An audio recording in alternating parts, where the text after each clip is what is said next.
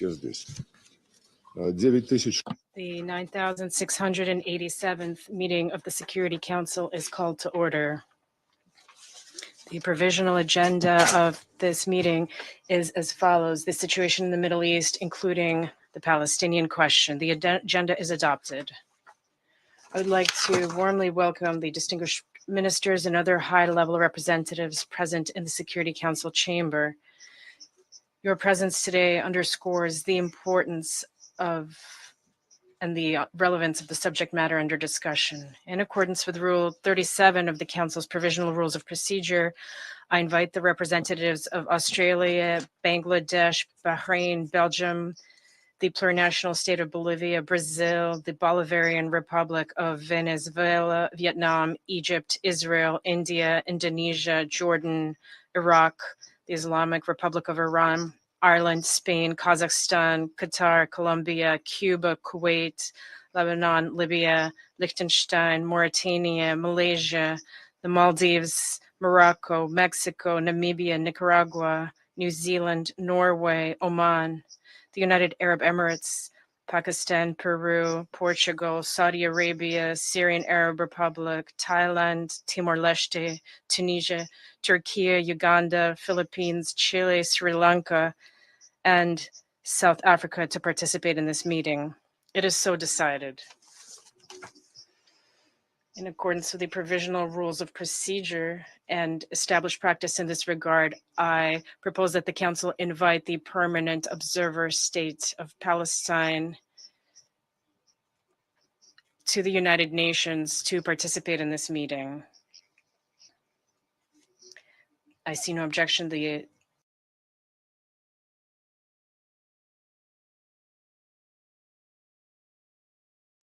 Chef de Cabinet of the Secretary General, Mr. Courtney Rattray, to participate in this meeting. It is so decided. На основании правил 39. In accordance with Rule 39 of the Council's Provisional Rules of Procedure, I also invite the following to participate in this meeting. Permanent Observer of the League of Arab States to the United Nations, His Excellency Mr. Majid Abdelaziz. European Union Special Representative for the Middle East Peace Process, His Excellency Mr. Sven Koopmans. Chair of the Committee on the Exercise of the Inalienable Rights of the Palestinian People, His Excellency Mr. Sheikh Niang. It is so decided. The Security Council will now begin its consideration of item 2 of the agenda, and I now give the floor to Mr. Courtney Rattray.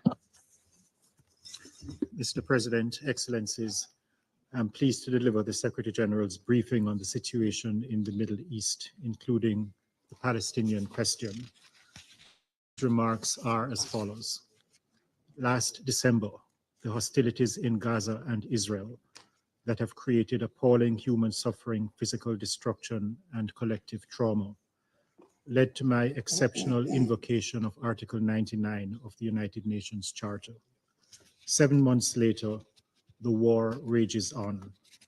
Over 38,000 Palestinians have been reported killed, according to the Ministry of Health in Gaza, with some 87,000 injured and thousands missing, many of whom are women and children.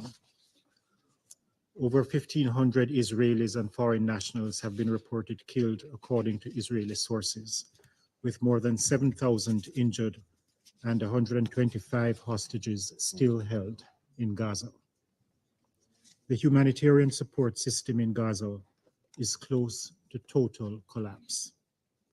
There is a complete breakdown of public order, and the specter of further regional spillover is increasing by the day as exchanges of fire across the blue line between Hezbollah and Israel continue.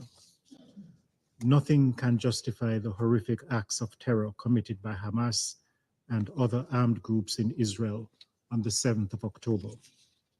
And nothing can justify the collective punishment of the Palestinian people. Mr. President, in recent weeks, Israeli military operations and fighting intensified across Gaza. Rockets continue to be launched by Palestinian armed groups from Gaza towards Israeli population centers. Rafah is in ruins, and the Rafah crossing remains closed, further hampering humanitarian operations.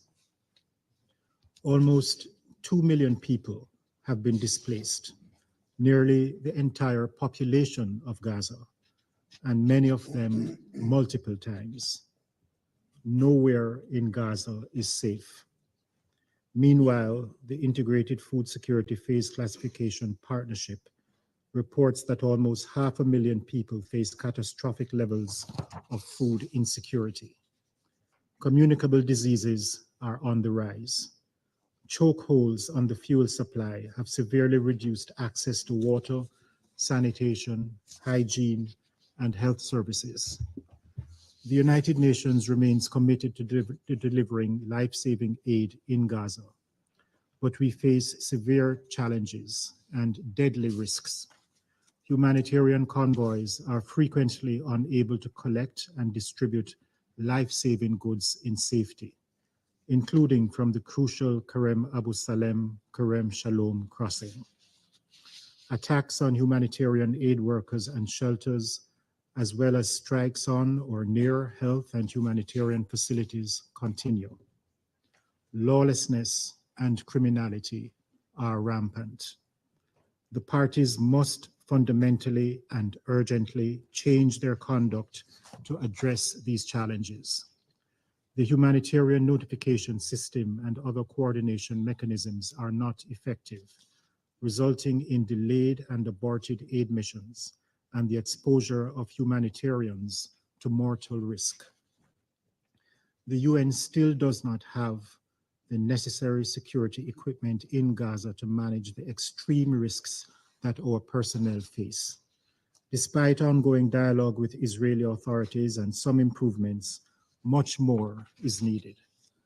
The entry of humanitarian aid at scale and its delivery to all parts of Gaza are essential to the survival and well-being of civilians. We need consistent access through all crossing points and better access to those in need wherever they are. It is long past time for a safe, enabling environment for effective humanitarian operations in Gaza, in line with international humanitarian law. Mr. President, as much of the world's attention is focused on Gaza, the occupied West Bank, including East Jerusalem, faces perilous conditions. High levels of violence persist, including by Israeli security forces, settlers, and Palestinian armed groups. Between the 7th of October 2023 and the 17th of July 2024, 557 Palestinians, including 138 children, were killed in the occupied West Bank, including East Jerusalem.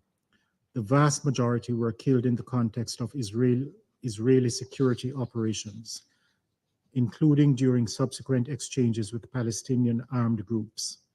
These include 540 killed by Israeli forces, 10 by Israel's settlers, and 7 where it remains unknown whether the perpetrators were Israeli forces or settlers. During the same period, 22 Israelis, including 9 members of Israeli forces, were killed by Palestinians in Israel and occupied West Bank, including East Jerusalem. Meanwhile, Israeli measures are undermining the Palestinian Authority, crippling the Palestinian economy, and driving instability. This month, the Israeli Security Cabinet approved a series of punitive steps against the Palestinian Authority. The steps reportedly include the legalization, under Israeli law, of 5 Israeli outposts in the occupied West Bank, the advancement of thousands of settlement housing units, and demolitions in parts of Area B in the occupied West Bank. At the same time, the Israeli finance minister lifted the suspension of the transfer to the Palestinian Authority of partial clearance revenues. These revenues are collected by Israel on behalf of the Palestinians. He also renewed for 4 months the letter of indemnity for Israeli correspondent banking with Palestinian banks. Both of these measures are critical for Palestinian fiscal stability. But once again, much more is required. Mr. President, recent developments are driving a stake through the heart of any prospect for a two-state solution. The geography of the occupied West Bank is steadily being altered through Israeli administrative and legal steps. The seizure of large land parcels in strategic areas and changes to planning, land management, and governance are expected to significantly accelerate settlement expansion. These changes include the issuance of 2 military orders at the end of May. These orders transferred powers to and appointed a civilian deputy in Israel's civil administration, which is alarming.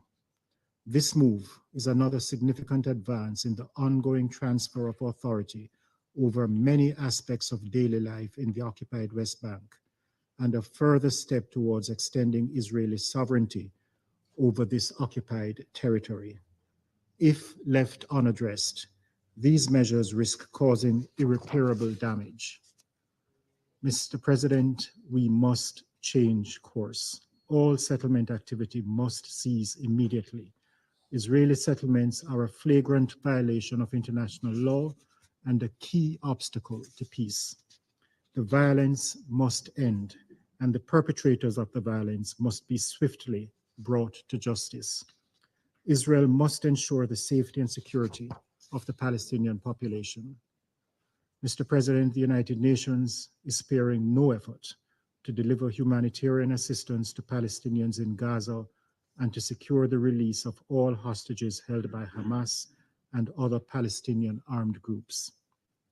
Those being held hostage have been suffering along with their families for far too long. We need an immediate humanitarian ceasefire and the immediate and unconditional release of all hostages.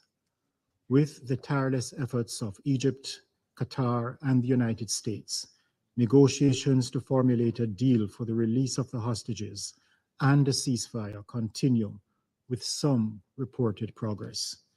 The parties must reach such a deal now. The humanitarian situation in Gaza is a moral stain on us all. International humanitarian law must be respected at all times and by all parties. We must intensify efforts to increase humanitarian aid delivery. International support to these efforts is critical, particularly for the essential work of UNRWA. Amid continued reports of serious abuses against Palestinians in Israeli custody, I reiterate that all detainees must be treated humanely, and those held without lawful cause must be released. And this terrible war must end. We must refocus on finding a political solution that will end the occupation and resolve the conflict in line with international law and relevant United Nations resolutions. Ensuring that governance is restored in Gaza under a single, legitimate Palestinian government is essential to that effort. Support to the Palestinian Authority is critical. Its institutions must be strengthened so that it is prepared to govern and lead recovery and reconstruction efforts in Gaza. All those with influence must take the urgent steps needed to enable the parties to re-engage on the long-delayed political path towards ending the occupation and resolving the conflict. This must occur in line with international law, relevant UN resolutions and bilateral agreements in pursuit of the vision of two states, Israel and an independent, democratic, contiguous, viable, and sovereign Palestinian state, living side by side in peace and security within secure and recognized borders on the basis of the pre-1967 lines, with Jerusalem as the capital of both. The United Nations will continue to support all such efforts. Mr. President, this concludes the remarks of the Secretary General. I thank you. Я благодарю господина. I thank Mr. Rattray for his briefing, and I now give the floor to the permanent observer of the Observer State of Palestine.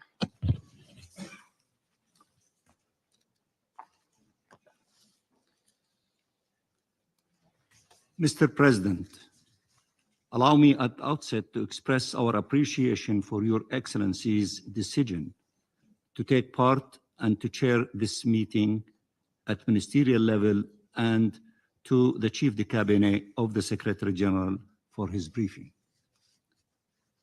Mr. President, there is an old Greek proverb that says, and I quote, "A society grows great when old men plant trees whose shade they know they shall never sit in."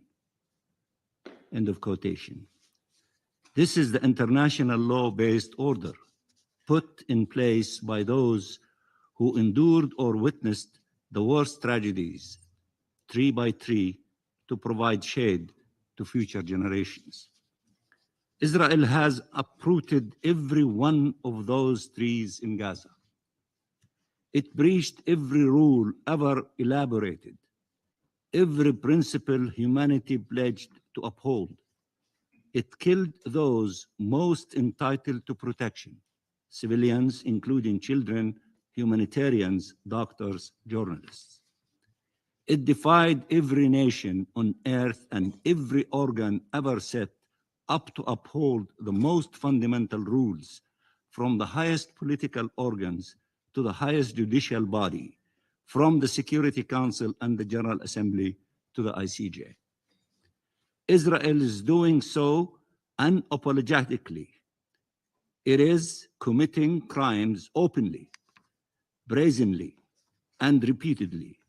Its own soldiers do not hesitate to share recordings of those crimes with the rest of the world. What is happening in Gaza will go down as the most documented genocide in history. Till when will the world denounce the crimes and tolerate their reoccurrence? Till when will it consider that its responsibility is to state the law instead of upholding it? Palestinians in Gaza do not need to hear the world talk about the uprooted trees. They need their protective shade. They could care less that we all agree on what the rules say and that we all observe and recognize their breach. What is a rule that is not enforced? What do these rules mean anymore when for 9 months Israel has bombed the homes, the hospitals, the schools, including those designated as UN shelter, and now is bombing people in tents, as the case in the Mawasi? How cruel could you be? How criminal must you be to bomb the same population over and over and over again? And since bombs and bullets are not good enough in this collective punishment and genocide enterprise, Israel has decided to impose the most horrific conditions on those who survive. We have seen Israel for months now manufacture a humanitarian catastrophe with famine at its core. We have seen it yield starvation, dehydration, and the spread of diseases as the ultimate weapons. 2 million people who were subjected to a 17-year-old blockade are now confronted with a hermetic siege, dying of hunger and disease, while food and medicine are available only meters away. Until now, Israel considered it was enough to shout security to get away with the worst crimes imaginable, as if its security could legitimize genocide, colonization, war crimes, and crimes against humanity, as if its security could justify denying the most fundamental rights of a nation and the most basic rights of millions of Palestinians, as if its security could be achieved by more killing and more injustice. It pretended the blockade was about security. It only harmed innocent civilians. It pretended its walls and military rules were about security. Their true colonial nature is evident to all those willing to see. It pretended that every war would be the last and would achieve deterrence. It simply laid the seeds for another war a few years later. Since 1948, successive Israeli governments have said they got rid of the Palestinian problem once and for all. Since the Nakba, which constituted one of the most terrible attempts to uproot an entire nation in modern history. After that, Israeli leaders pretended they never heard of Palestine or the Palestinians, denying the very existence of the people they had killed and expelled. In 1967, they were certain that by occupying whatever was left of the land of historic Palestine, they had eliminated the problem altogether. In 1982, they explained that if they invaded Lebanon and forced the PLO to move far away from Palestine's borders, this would be the end of the Palestine question. In 1988, when the Palestinian rebellion erupted in Palestine itself in a peaceful way, it explained that breaking the bones of the demonstrators, literally breaking them, would deter them. In 2000, it explained that the best way to deal with the second intifada was more walls, more oppression, more occupation. In 2008, 2009, 2012, 2014, 2016, 2018, 2021, and 2022, it explained that a blockade over 2 million people and repeated military assaults and shooting on demonstrators would eventually lead to subjugation and surrender. A century of military responses to a political question, a century of sheer violence against an entire nation to avoid the only solution possible, freedom for the Palestinian people and peace for all. But there is a reason Israel behaves this way. Everything in its history tells it it will get away with it. It is betting this time will be no exception, but this time must be the exception. And change must start right now.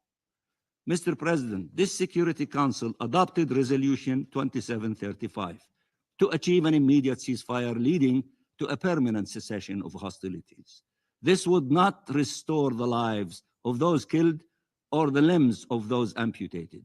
It would not remove the pain from a mother's heart or the fear haunting a child's mind, but it would save lives and stop agony's march. It would lead to the release of hostages and prisoners on both sides. It would allow a surge in humanitarian aid. It would lead to immediate regional de-escalation. It would help preserve whatever faith is left in our multilateral system. But Netanyahu does not care about Palestinian lives or even the hostages' life. He does not care about international law or human decency. He only cares about his own political survival. So what will you do to ensure he is not the one calling the shots? And here I'm talking to you, the Security Council. What are you going to do in order to stop this lunatic from continuing this genocidal war against the Palestinian people? Mr. President, in recent weeks, there were collective statements stressing that ICJ decisions are binding and must be respected, defending the independence of the ICC and rejecting attacks against it.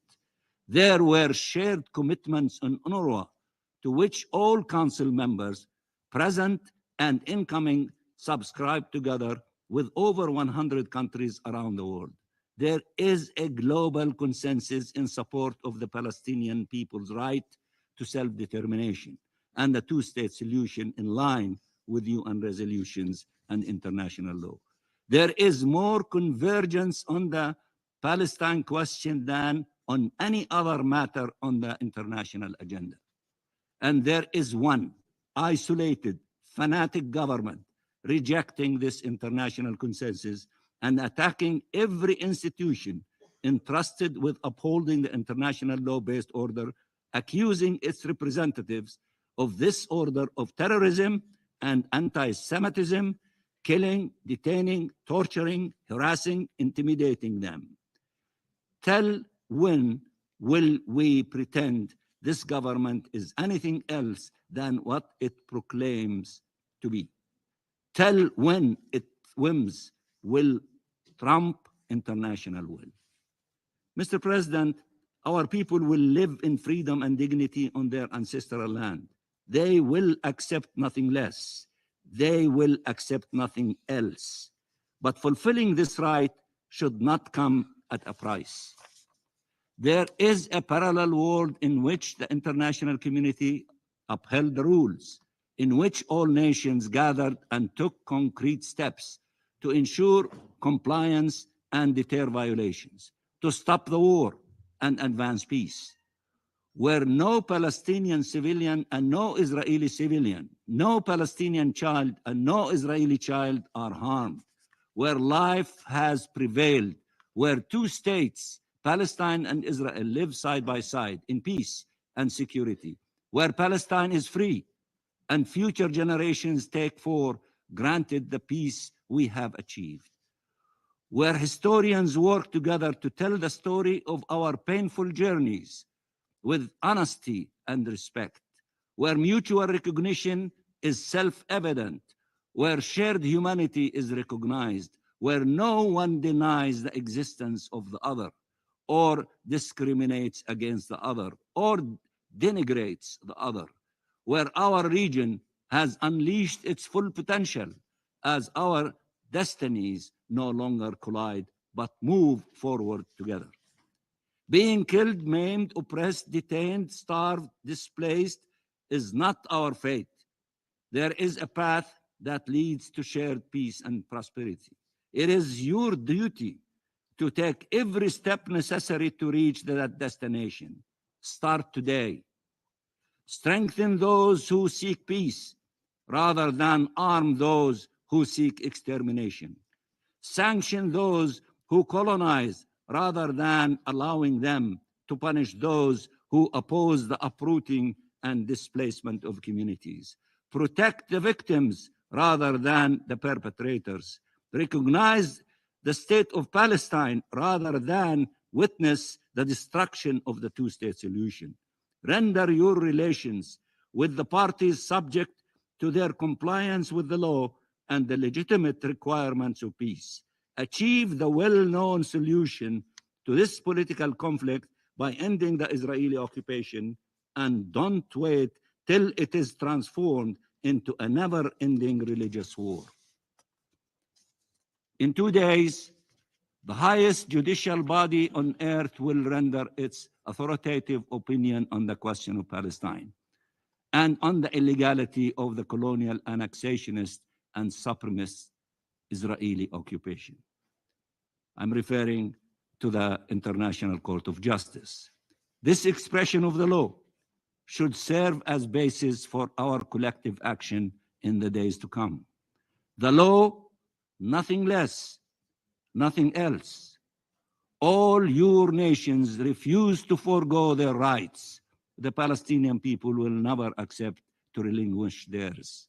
Peace will not be achieved at the expense of our rights, but by upholding them. The right to life, to liberty, and to dignity. That is the only path to peace. Let us finally, collectively embark on that journey. And thank you very much, Mr. President. Я благодарю. I thank the permanent observer of the Service State of Palestine, and I now give the floor to the representative of Israel. Thank you, Mr. President. Distinguished ministers, colleagues, tomorrow we will mark 30 years to the day when a joint Iran and Hezbollah terrorist operation attacked a Jewish community center in Buenos Aires, Argentina, murdering 85 people and injuring hundreds of others. This should be a stark reminder of two things. Firstly, that Iran has been obsessed with killing Jews everywhere, not only in Israel. Secondly, that Iran has a global reach and is exporting its bloodshed and destruction to the four corners of Earth. This has been going on now for decades. However, today, we once again meet to discuss the security situation in the Middle East.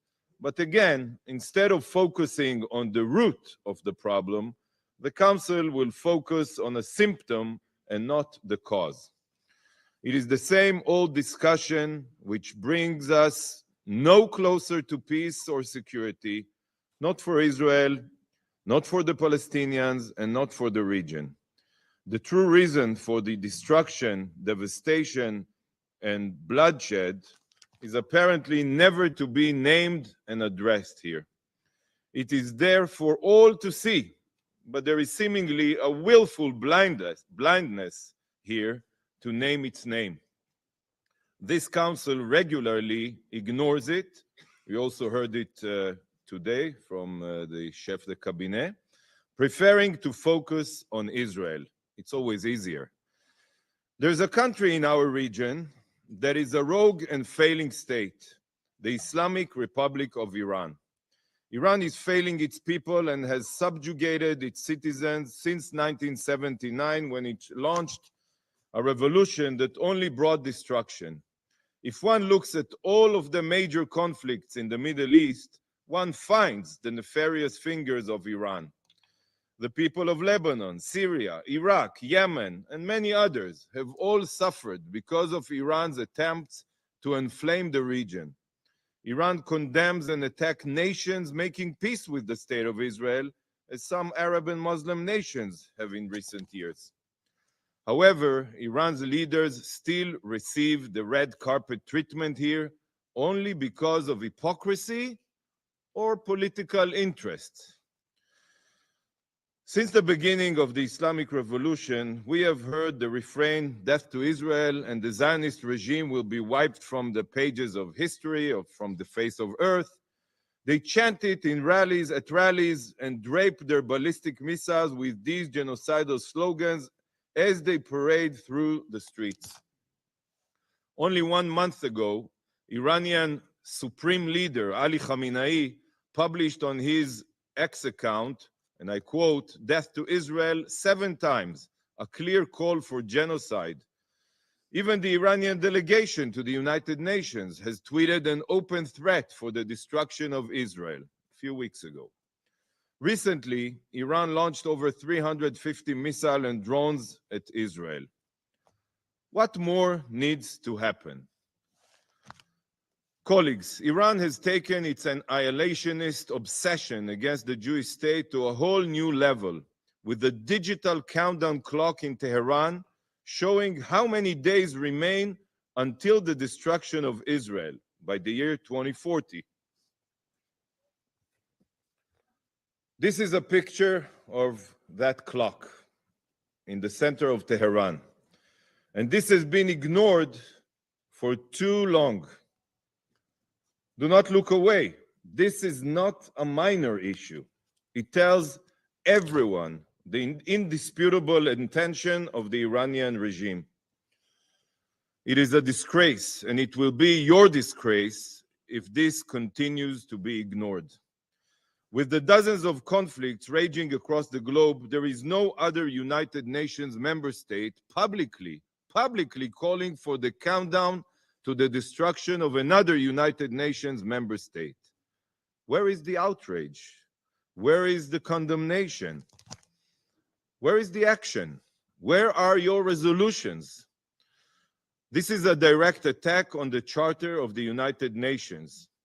If nothing is done about these openly genocidal obsessions, then this council will finally lose even its pretension as a force for peace. This clock is a warning for Israel, but also a warning for the world. If the world looks away from the open and wanton call for the destruction of our nation, then yours could be next. I demand that action is taken.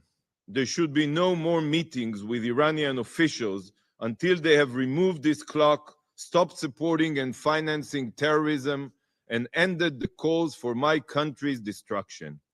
Without such action, the state of Israel can only assume that this position is at best not taken seriously enough, and at worst, that is privately endorsed by some of you.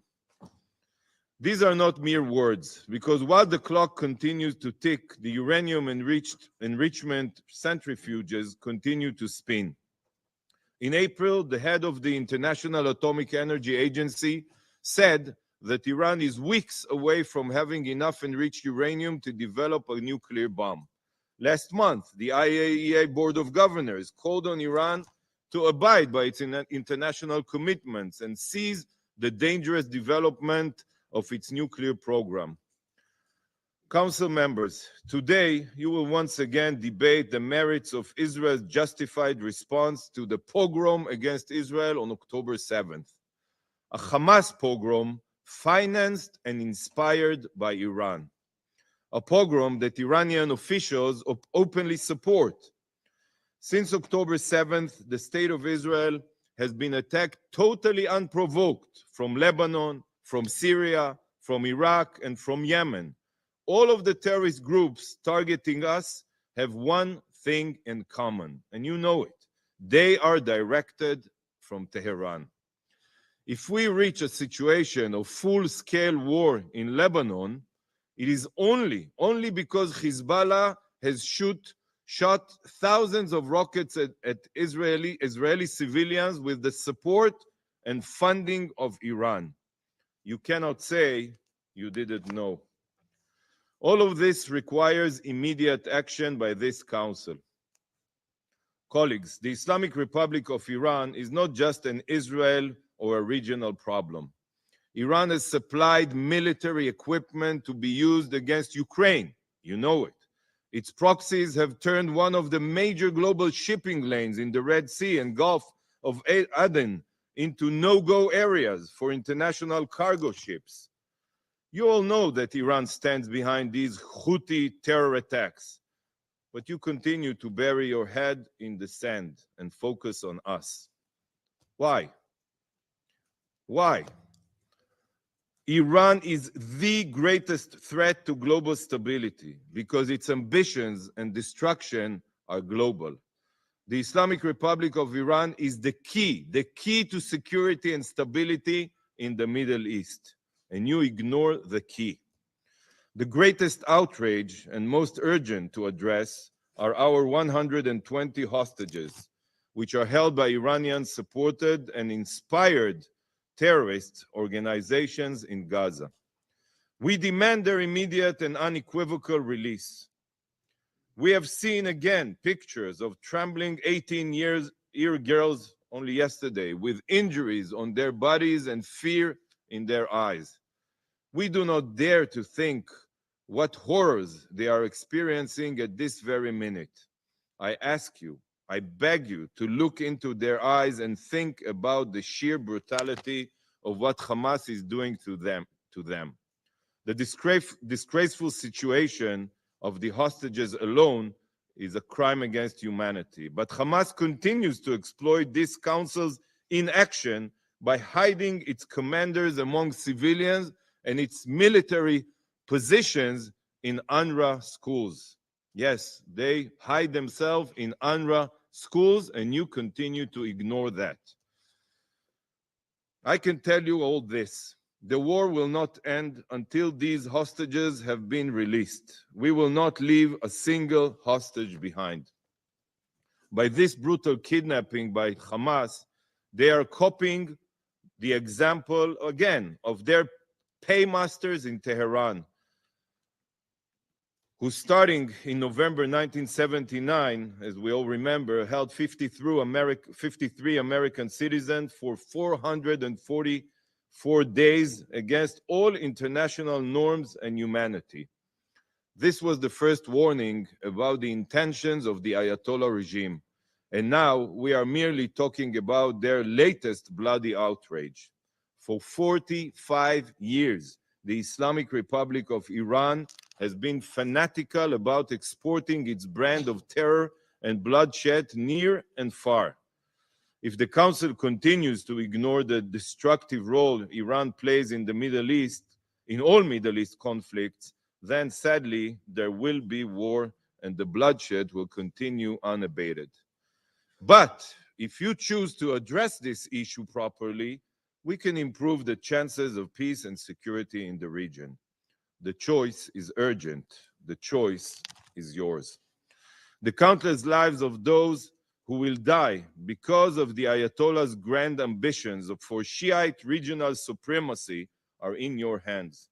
Iran wants to export their supremacist Shiite revolution to your nations, and their weapons are armies of terror proxies causing death in every country they touch.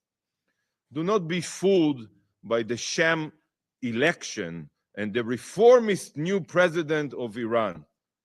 You know that he is merely another puppet of the Ayatollahs to try and avoid diplomatic pressure and put a pleasant mask on evil. Look at their deeds. Do not listen to their empty words. Probably you will hear it today. Those who continue to accept the fake nice words of Iranian officials know that they are just speaking with puppets played by the Ayatollah. The Ayatollah has become used to this council's inaction, and he feels that it gives him the green light to the attainment of nuclear weapons and the immunity to continue expanding the terror of his murderous proxies. Colleagues, I have shown you the Iranian countdown clock to the destruction of the State of Israel. This is a promise for a continuation of conflict and war for decades to come. This is a direct threat and incitement to genocide. Nevertheless, I will face that threat with a prediction. If the Ayatollah regime in the Islamic Republic of Iran continues to threaten the region, intimidate and support its own people, attack its neighbors, and spill blood across the globe, it will find that its days are numbered. The proud Iranian people have had enough. The good people of the Middle East have had enough, and so have we. They all wait for the members of this council to pinpoint the true cause of conflict and bloodshed in our region. The Islamic Republic of Iran is a rogue state that is exporting its mayhem and destruction to all corners of the region. They are much, much bigger and more powerful than ISIS, and with near nuclear weapons capabilities. Iran's genocidal ambitions are not just a missing element in any conversation on Gaza. It's not just a missing element. They are the central element. Without taking meaningful action against Iran, the death and bloodshed will only increase and spread. This is the truth about the multiple front war against the Jewish state. It is time that this council address this true root cause of the war. Thank you, Mr. President. Я благодарю представителя. I thank the representative of Israel for his statement. I will now make a statement in my capacity as the Minister for Foreign Affairs of the Russian Federation. Ladies and gentlemen, Your Excellencies, the Middle East region is facing unprecedented risks.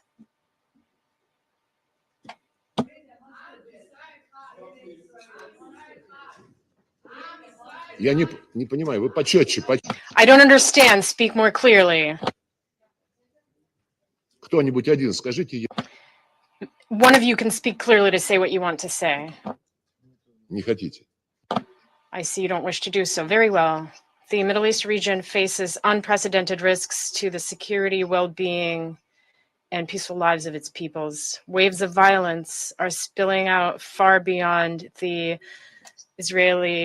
Arab-Israeli confrontation zone and are destabilizing the situation in the Persian Gulf, the Red and Mediterranean seas, and Northern Africa.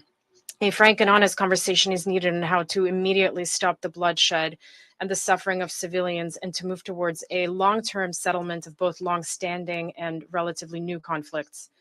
Our country has historically maintained good relations with all the countries of the region. The USSR was the first state to recognize Israel de facto and de jure, establishing diplomatic relations with it immediately after its declaration of independence in May 1948. At the same time, Moscow has steadfastly supported the establishment of an independent and viable Palestinian state and the realization of the Palestinians' legitimate and fundamental right to self-determination.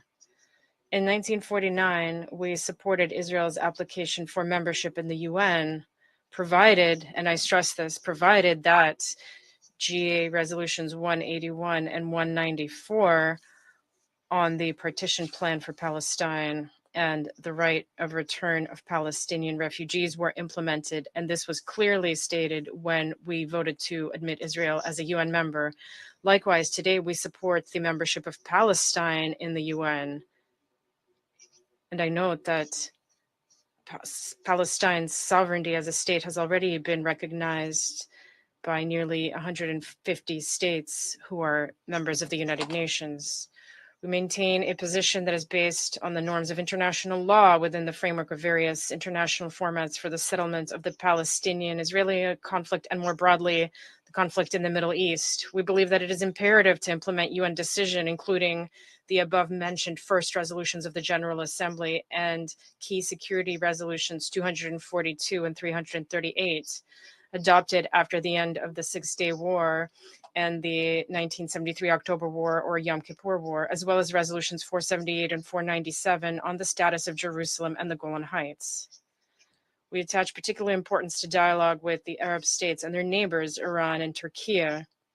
From the outset, we have highly valued the constructive potential of the Arab Peace Initiative launched by the Kingdom of Saudi Arabia in 2002. At the same time, as you well know, we respected the decision of the number of Arab states to normalize relations with Israel prior to the resolution of the Palestinian question.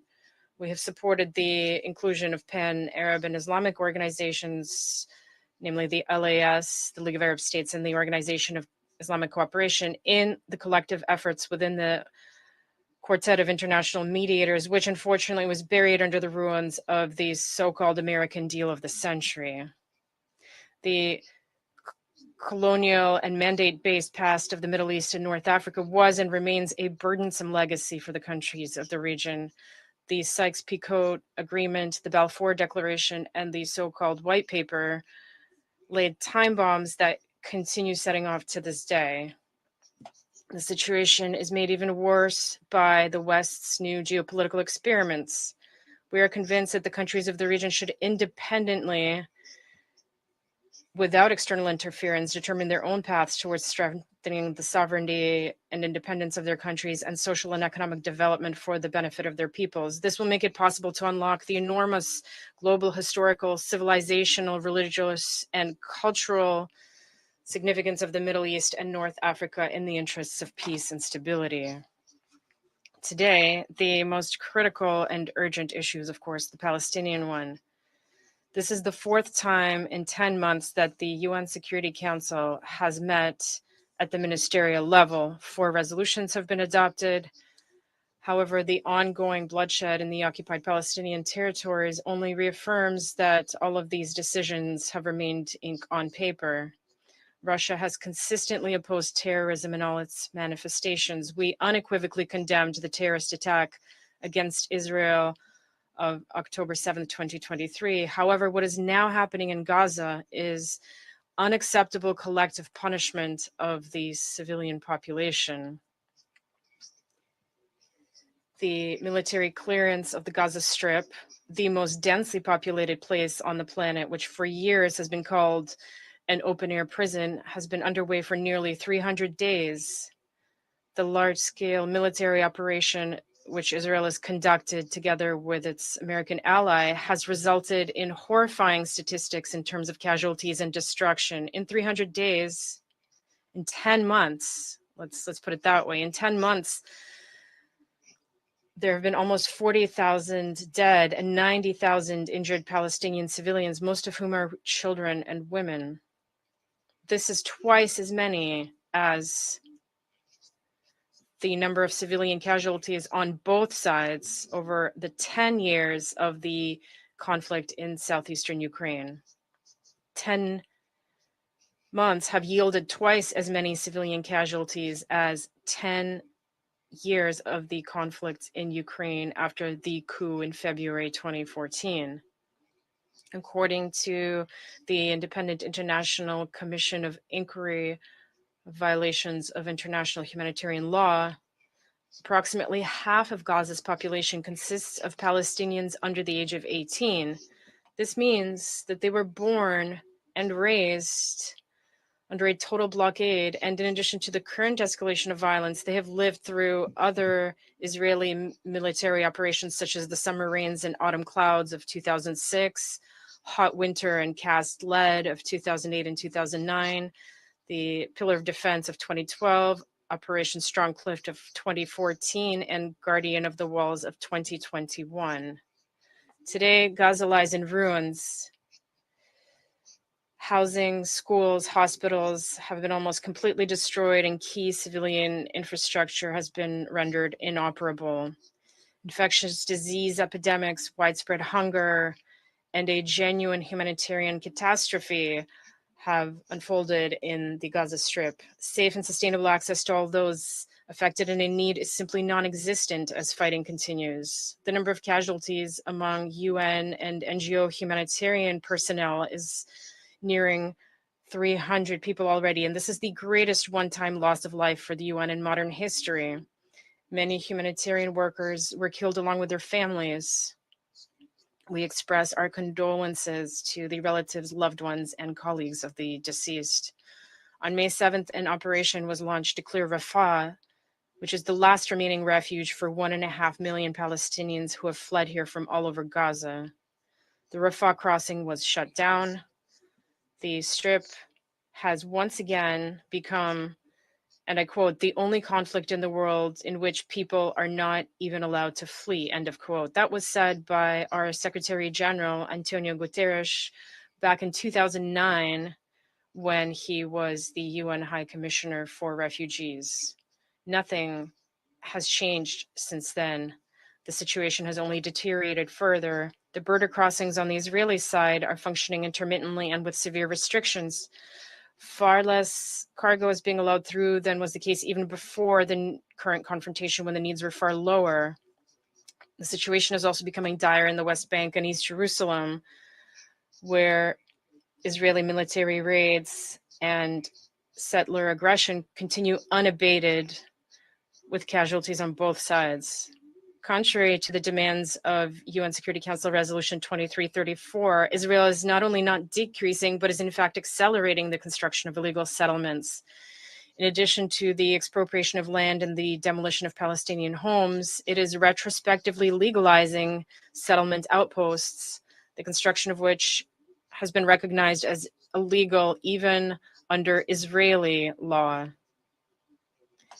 Such unilateral actions to create irreversible effects on the ground, which is something that was addressed by Mr. Rattray, are grave violations of Israel's obligations as the occupying power. These obligations, I note this, stem from the Geneva Conventions adopted 75 years ago, and an irony of history, they were largely adopted to protect Jews from the inhuman treatment and suffering inflicted upon them during World War II, and to prevent any future persecution on the basis of nationality in the future. Colleagues, the current unprecedented explosion of violence in the Middle East is largely a consequence of failed US policy in the region. It is a consequence of the very diplomacy, the effectiveness of which US representatives have been telling us about for almost 10 months now, as they demand that we draw down our efforts in the Council to give way to their individual efforts, which was said by my colleague Anthony Blinken. They use their veto power time after time to block calls for an immediate, permanent, and comprehensive ceasefire. When Resolution 2728, with its provision on a cessation of hostilities for Ramadan, was adopted, the US immediately declared it non-binding. In return, we received the infamous Biden plan, which the US intended to approve even before receiving a response from Israel, when everyone knew the response would be a negative one, because Israel was not interested in any plan with a hint of peace, which is something that we were able to see once again today. And I would like to ask the U.S. representative in this regard, in listening to the statement made by the representative of Israel, did you not get the impression that you were perhaps in the wrong room and you were not in the right discussion, not in the discussion that was announced? And I hope you understand what I'm referring to. That is why we abstained from voting on Resolution 2735, knowing that it had already and tacitly been rejected by Israel. By providing diplomatic cover for Israel's actions and supplying arms and ammunition, Washington, it is clear to everyone, became a direct accomplice in the conflict, just as it has done with the situation in Ukraine. If the U.S. were to end its support, the bloodshed would stop, but the U.S. is either unwilling or unable to do so. What matters to them, it seems, is not saving human lives, but various maneuvers that would help to score more points during the election campaign. I would like to once again outline the key principles of Russia's approach. We condemn the terrorist attack of October 7th, which, however, cannot be used as a justification for Israel's current actions and to undermine the very idea of the establishment of a Palestinian state. We advocate a permanent and comprehensive ceasefire, which will make it possible to release the 120 Israeli hostages and nearly 9,500 arbitrarily arrested Palestinians who have been arrested since October 7th. We call for safe and sufficient humanitarian access to all victims and those in need.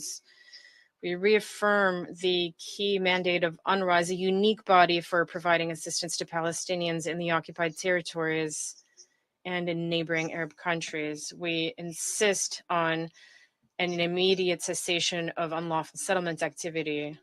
Addressing these urgent issues would create the conditions for a return to peace negotiations on a universally recognized international legal basis in the interests of establishing an independent, sovereign Palestinian-based state coexisting in peace and security with Israel. Only then will the historical injustice done to the Palestinian people and their fundamental right to self-determination be redressed. It is also very important to restore inter-Palestinian union, which is something we have always sought to facilitate by providing representatives of various Palestinian movements the opportunity to conduct the much necessary needed dialogue through the Moscow platform. We are convinced that Palestinians are capable of independently determining their own future without external interference, no matter how much anyone might wish to decide everything for them and against their will. And this, by the way, applies to Gaza's future as well as an integral part of the Palestinian state. We are all well aware of the behind-the-scenes contacts and plans that are underway, which attempt to predetermine the future of Gaza and the entire Palestinian states, although nothing is said of a Palestinian state in those. We believe that everyone must respect the principle, not a word about Palestine without Palestine.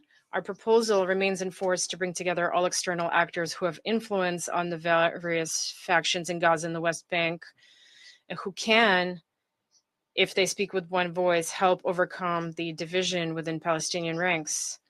An important step in this direction was taken in Moscow in February of this year, when all Palestinian factions sent their delegations to Moscow in order to speak out in favor of restoring unity on the basis of the Palestine Liberation Organization platform.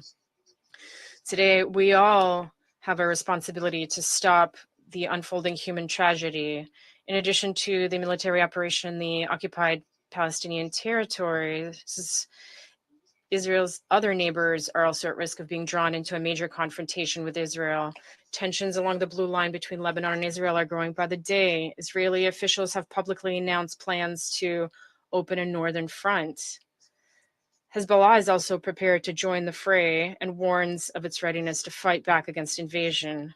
In Syria, the Israeli air forces have multiplied attacks across the country, including areas in Damascus, Aleppo, Latakia, and the Golan Heights. The strikes have hit key airports and a seaport that played an important role in delivering urgent humanitarian aid, including as part of the response to last year's devastating earthquake. Dear colleagues, ending the violence in Gaza and the West Bank can create conditions not only for finding a lasting solution to the Palestinian-Israeli conflict, but also for tackling other crisis hotspots throughout the vast expanse of the Near and the Middle East in accordance with Security Council resolutions, rather than certain geopolitical ambitions or rules that the West attempts to use to replace the UN Charter. An important role in upholding the rights of the Palestinian people is, of course, played by Pan-Arabic and organizations whose activities we support, as we support the efforts of all truly responsible members of the global community. I would like to particularly note the importance of the Gulf states now after the extraordinary elections in Iran and the initial statements of the new Iranian president, Mr. Pezeshkian. There's hope for rapprochement among all the countries of the Gulf coast in the interests of overcoming long-standing differences and mistrusts and joining efforts on a mutually acceptable basis in order to determine the parameters of their own mutual security without external interference, and to speak with one voice to realize the aspirations of the Palestinian people and generally build an architecture of stability and good neighborliness in the region. Progress on the Palestinian track in full compliance with UN decisions, progress in normalizing relations between the countries of the Gulf Coast, all of this would be an important contribution to the objective process of forming a common Eurasian architecture based on the principles of indivisibility of security and equal collective responsibility, mutual respect, and a balance of interests. I resume my function as the President of the Council, and I now give the floor to Special Envoy in the Middle East and North Africa of Switzerland, His Excellency, Mr. Wolfgang Amadeus Brühlhardt. Monsieur le Président, Thank you, Mr. President. And I would like to thank Mr. Rattray for his presentation. Excellencies, Switzerland is alarmed by the situation throughout the occupied Palestinian territory and on both sides of the blue line between Israel and Lebanon. We must work tirelessly to restore peace and security in the Middle East. Switzerland has strongly condemned the acts of terror and hostage-taking perpetrated by Hamas on the 7th of October. These acts were followed by a deadly war in Gaza and unprecedented levels of violence in the West Bank. During a recent trip to the region, I saw once again the extent of the suffering inflicted on civilians on both sides. They continue to pay the heaviest price for violations of international law committed by all sides. This includes thousands of children killed or maimed. Furthermore, the lack of implementation of the 4 resolutions adopted by this Council since the 7th of October is unacceptable. We must step up our efforts to break the spiral of violence and return to the principles of humanity that have been flouted for too long in this conflict. Switzerland calls for an immediate ceasefire and the immediate and unconditional release of the hostages. We encourage the parties to conclude and implement an agreement to this effect as quickly as possible. We thank the mediators for their tireless efforts. All persons deprived of their liberty must be treated humanely and receive visits from the ICRC. Humanitarian access must be provided through all possible crossing points in a safe, rapid, and unhindered manner throughout the Gaza Strip. The situation is urgent. 96% of civilians are at risk of starvation, according to the IPC. This is unacceptable.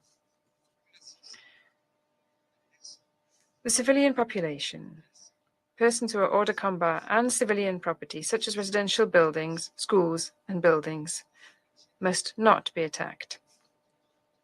We condemn all attacks of this kind in the strongest possible terms, whether they take place in Gaza or elsewhere in the world.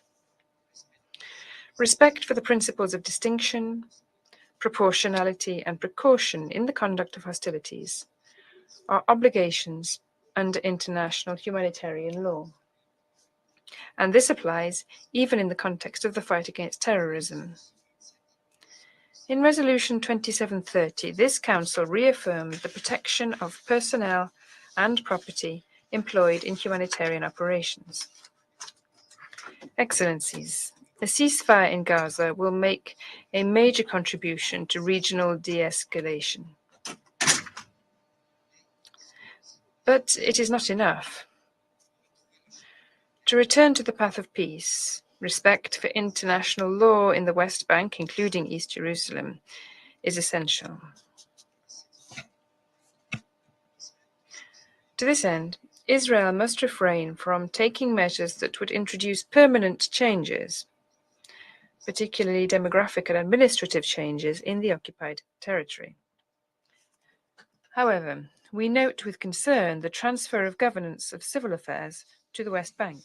In addition, recent announcements of the construction of housing units in the settlements. These contribute to the coercive environment. This leads to the forced displacement of Palestinian communities and the weakening of the Palestinian Authority.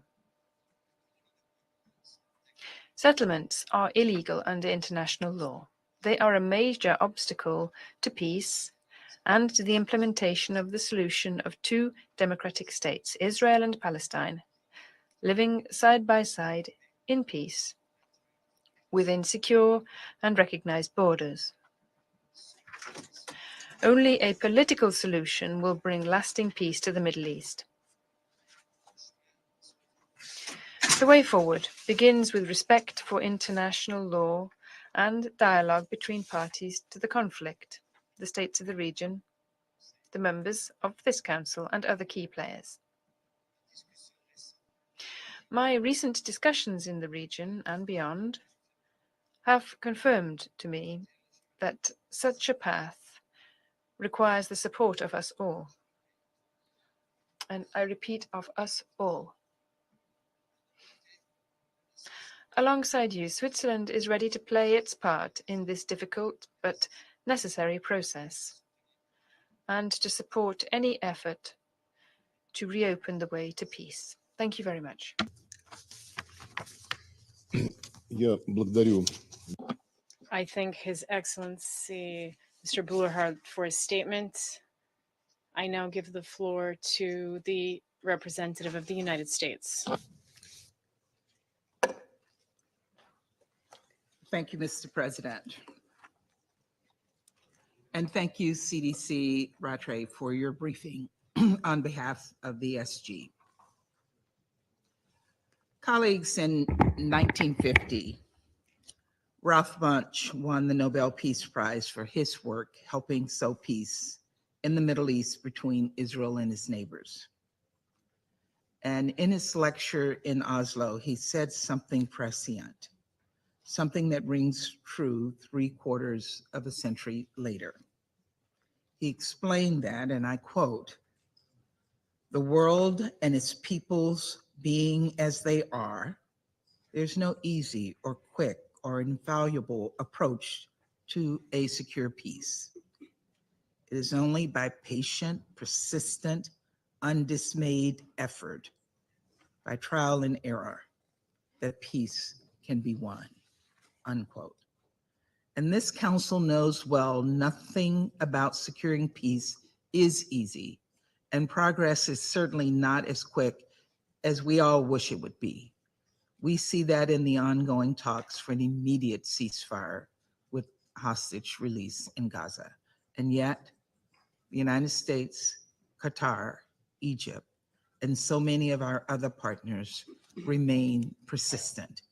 We have worked tirelessly to facilitate the deal this council endorsed in Resolution 2735, a deal that would bring about an immediate ceasefire with the release of hostages, would surge aid to Palestinians in need, and create a path to a longer-term peace and stability in the region.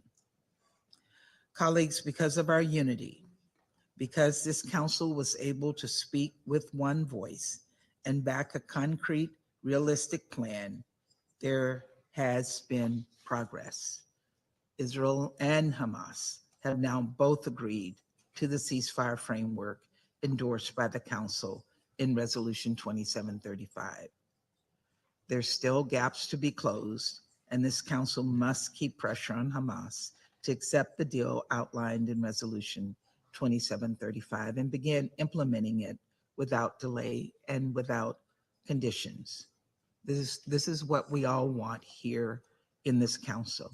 It's what the Palestinians in Gaza want. But these negotiations are trending in the right directions, and we're working in close cooperation with Egypt and Qatar to get this deal done and bring an end to this war.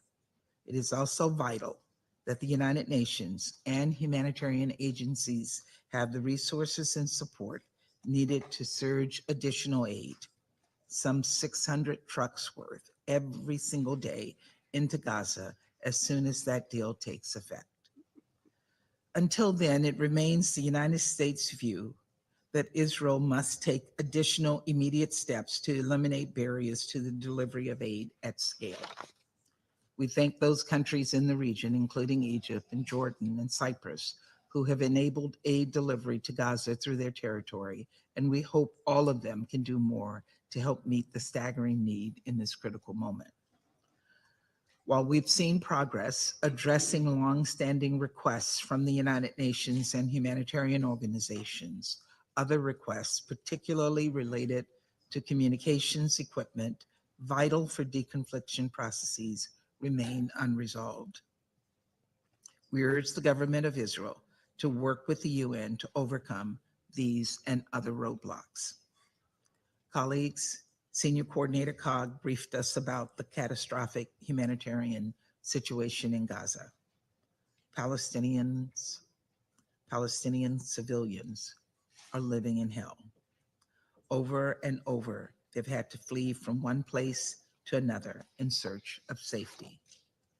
As the latest IPC report made devastatingly clear, hundreds of thousands live in fear that they won't be able to find their next meal. And so many people have lost parents and siblings, children and friends, including in a recent IDF strike on a UN-supported school in Nasiriyat camp. Finalizing and implementing the ceasefire deal on the table is the best way to alleviate the suffering. We're also hopeful that a ceasefire in Gaza would assist diplomacy aimed at de-escalating the situation along the Blue Line, which is necessary to enable displaced people in Israel and Lebanon to return home. UNIFIL is playing an invaluable role in this work. We support a straightforward extension of its mandate and are prepared to immediately begin work on a narrow resolution toward that end. Hezbollah, of course, is not the only Iran-backed group in the region seeking to take advantage of the situation in Gaza to undermine regional peace and security. The Houthis continue to brazenly violate international law with their attacks on commercial and merchant vessels in the Red Sea that has affected all of us. These attacks must cease, and member states must stop arming and enabling the Houthis. We remain gravely concerned about the fate of the UN, diplomatic, private sector, and NGO personnel detained by the Houthis since early June. They must be released unharmed. Colleagues, while the world's eyes may be on Gaza, Lebanon, and the Red Sea, we cannot forget about the situation in the West Bank. We remain concerned by the significant uptick in deadly violence against Palestinian civilians by violent extremist settlers in the West Bank and condemn this activity in the strongest terms. Just last week, we announced another round of designations, naming 3 Israeli individuals and 5 entities connected to acts of violence against civilians or instability in the West Bank. We urge the government of Israel to take immediate steps to hold these individuals and other entities accountable.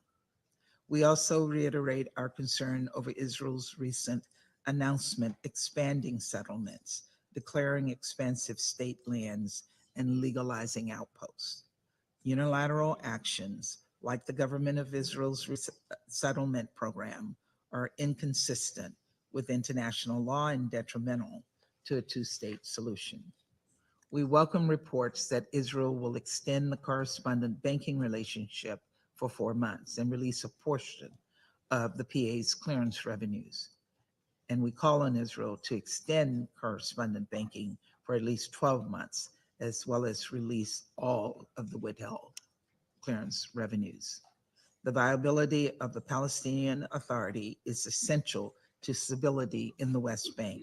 Steps that weaken it only undermine Israel's security.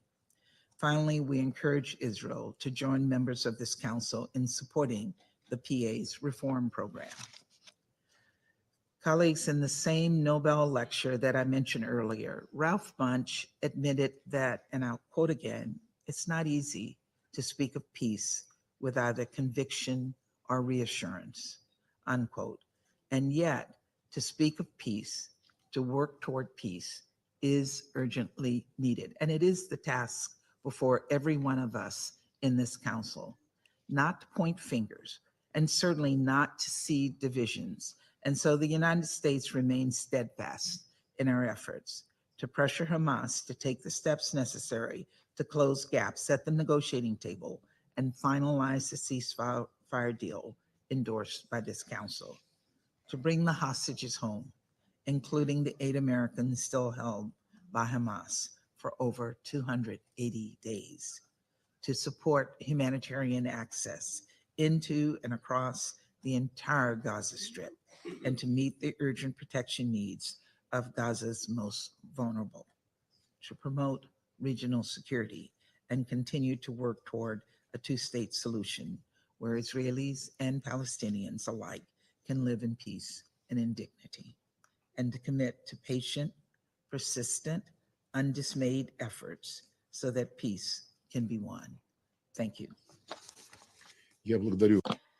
I thank the representative of the United States for her statement, and I now give the floor to the representative of Guyana. Thank you, Mr. President. I thank the delegation of the Russian Federation for organizing this open debate and express my appreciation to Chef de Cabinet Rattray for the Secretary General's statement. Mr. President, the silence has been deafening on a possible solution to end the war in Gaza. Guyana had hoped that with the adoption of Resolution 2735 5 weeks ago, supporting the efforts of the United States, Egypt, and Qatar, that the bombs and bullets that continue to rain down on Gaza would have been silenced. We commend the United States, Egypt, and Qatar for their continued efforts and must remain optimistic. We, however, remind that it is the responsibility of this Council to continue to do all in its power to bring an end to this war. Mr. President, the multi-layered catastrophe in Palestine worsens with each passing day. The dimensions of this catastrophe stretch across every facet of Palestinian life, both in the Gaza Strip and the occupied West Bank, including East Jerusalem.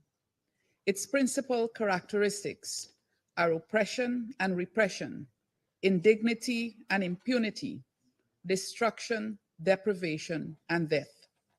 Yet, even in their seemingly unending suffering, Palestinians look to the United Nations to bring this catastrophe to an end. Guyana's appeal, therefore, is for a collective mustering of political will to advance the peace process and to give the Palestinian people real hope of a secure and stable future. This is the only prospect which can equally secure a stable future for Israel and the Middle East. Mr. President, 9 months of Israel's barbaric war on Gaza has birthed a severely mutilated population, driven from corner to corner of the Strip, while bombs incessantly rain down on their severely weakened bodies. The death toll is now nearing 40,000, with the majority being women and children. What really is life in the Gaza Strip?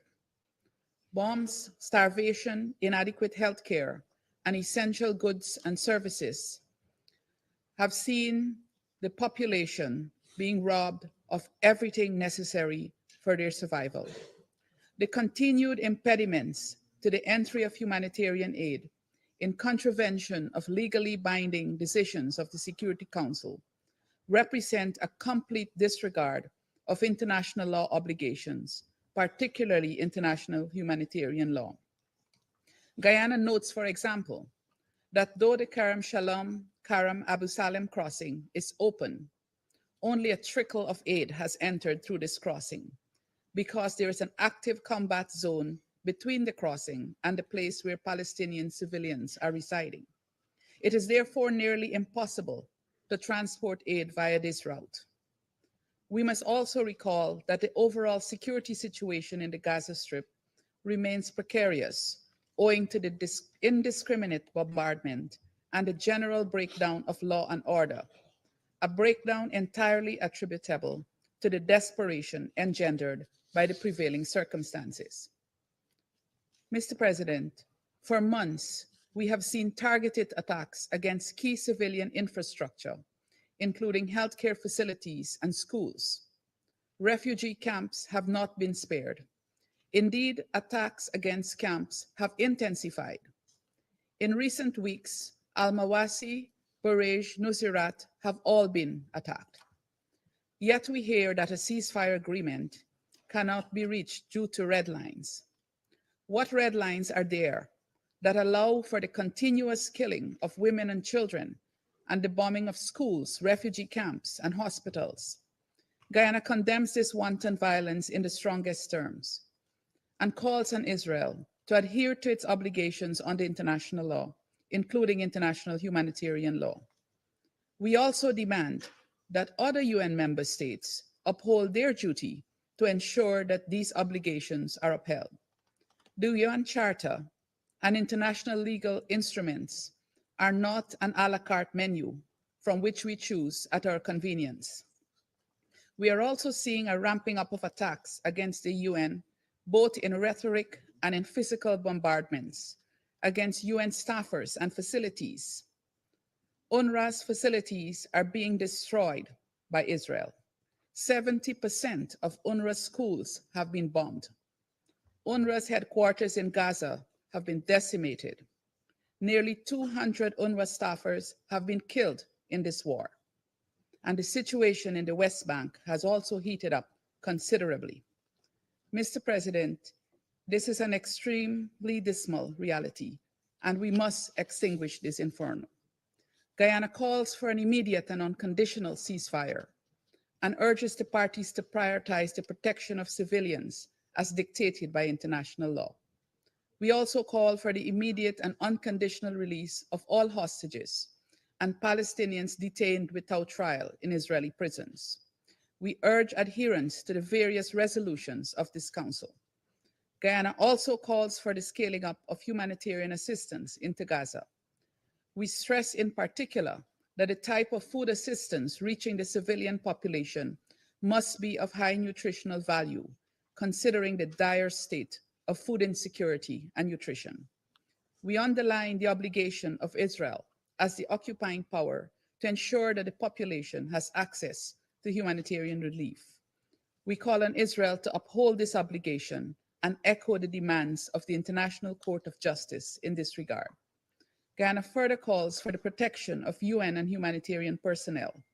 The attacks on UNRWA must stop immediately, and functioning deconfliction and notification mechanisms must become operational. We also call for actions to reduce the tensions in the occupied West Bank, including East Jerusalem, and to reduce the heightened violence between Palestinians and Israelis. We further call for good faith efforts aimed at reducing tensions in the region. In closing, Mr. President, a hitherto impoverished Gaza has been set back by many more years. The Council cannot afford to slip into malaise on the Palestinian question. but must continue to proactively work towards a permanent solution to the matter. The two-state solution remains the only viable option, and stringent efforts are needed, particularly by those with influence in the region, to move the needle on its implementation. Guyana is committed to doing its part to end what is perhaps the longest ongoing injustice against a people. I thank you. Я I thank the representative of Guyana for her statement, and I now give the floor to the representative of China. 谢谢主席。 Thank you, President. I thank you, Foreign Minister Lavrov, for presiding over today's meeting, and Chef de Cabinet Rattray for delivering the statement on behalf of Secretary General Guterres. Since its outbreak over 9 months ago, the Gaza conflict has caused over 38,000 civilian deaths, resulting in an unprecedented humanitarian catastrophe.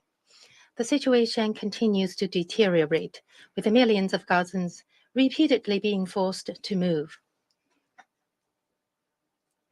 Schools and refugee camps have been under constant bombardment. The red lines of international law and international humanitarian law have been breached time and again. The international community must pool all its efforts to promote a ceasefire in order to save lives and alleviate the ongoing disaster without delay. An immediate and lasting ceasefire is a necessary precondition for saving innocent lives. When pushing for the adoption of Resolution 2735 within the Council, the United States repeatedly claimed that Israel had accepted the agreement. However, more than a month has passed. The Israeli military operations in Gaza have continued to expand, with recent attacks on several refugee camps, including Al-Mawasi and Nusrat, causing massive casualties. At this moment, what Gaza needs is a hope for peace. Military operations will only cause more casualties among innocent civilians. They will not create conditions conducive to the rescue of hostages. We urge Israel to immediately cease all military operations in Gaza and to stop the collective punishment of the people of Gaza. Countries with major influence should make earnest and responsible efforts to push the parties to come up with the political will to implement relevant resolutions of this Council. Expanding humanitarian access is an urgent need to ease the current situation. The humanitarian catastrophe in Gaza is a man-made disaster. Hunger should not be weaponized, nor humanitarian issues politicized. The closure of the floating pier has once again made it clear that land transportation routes are the most effective means to expand humanitarian access at scale, for which there's no substitute. Humanitarian agencies, including UNRWA, have built the last lifeline for the people of Gaza. We condemn the attacks on humanitarian agencies and its personnel, and call for a thorough investigation of relevant incidents and seek accountability. China urges Israel to fulfill its obligations under international humanitarian law by lifting the blockade and opening all land crossings in Gaza so as to ensure a rapid, safe, and large-scale entry of humanitarian supplies and into Gaza and their safe and orderly distribution, while cooperating fully with the United Nations and other humanitarian actors. The two-state solution is the only viable way to resolve the Middle East question. Over the past decades, the Palestinian-Israeli situation has been repeatedly caught up in turmoil and tension. The root cause of it all is the fact that the two-state solution has not been implemented and the Palestinian people's national rights to independent statehood not guaranteed. Gaza is the Gaza of Palestine and the Gaza of the Palestinian people. Discussions on the post-war governance of Gaza must be based on reaching a political solution rather than adopting a piecemeal crisis management. It is vital to respect the will of the Palestinian people and address the legitimate concerns of the regional countries. China firmly supports the establishment of an independent state of Palestine and the approach of a Palestine governed by Palestinians, and calls for the convening of a larger, more authoritative and more effective international peace conference, and for establishing a concrete timetable and roadmap for the implementation of the two-state solution. President, the current conflict in Gaza is having a growing impact on the situation beyond its confines. The situation in the Middle East is increasingly precarious and worrisome. China calls on all parties to exercise calm and restraint, refrain from actions that exacerbate tensions, and work together to prevent a conflagration that could engulf the entire Middle East region. Together with others, China will continue to work tirelessly to bring an early end to the fighting in Gaza, alleviate the humanitarian catastrophe, and implement the two-state solution. Thank you, President. Я благодарю. I thank the representative of China for his statement, and I now give the floor to the representative of the United Kingdom. Thank you, President, and I thank CDC Rattray for delivering the SG's briefing. 9 months since the 7 October attacks, at least 120 hostages, alive and dead, remain held in horrific conditions. Innocent Palestinians continue to suffer and die in Gaza. A devastating humanitarian crisis is worsening by the day. There is an imminent risk of famine, and we are deeply concerned about the risk of regional escalation, in particular along the blue line between Israel and Lebanon.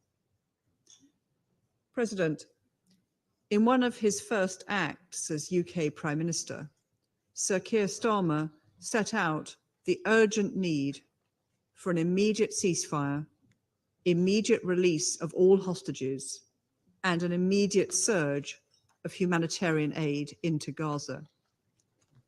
We strongly support the ongoing efforts of Egypt, Qatar, and the United States to this end. The deal on the table, endorsed by this Council in Resolution 2735, is the best chance to support this. We urge both sides to show flexibility in negotiations and demonstrate a clear and firm commitment to ensure implementation of the deal. First, we're calling on Israel to protect civilians, to allow unfettered aid into Gaza, and to ensure the UN and humanitarian actors have the access and equipment necessary to safely get aid to those who need it most. We reaffirm our support for UNRWA and the vital role it plays in saving lives in Gaza, as well as providing basic services and promoting stability in the West Bank and the wider region, a fundamental building block for lasting peace. It is essential that UNRWA is able to operate on a sustainable financial basis and able to deliver on its mandate.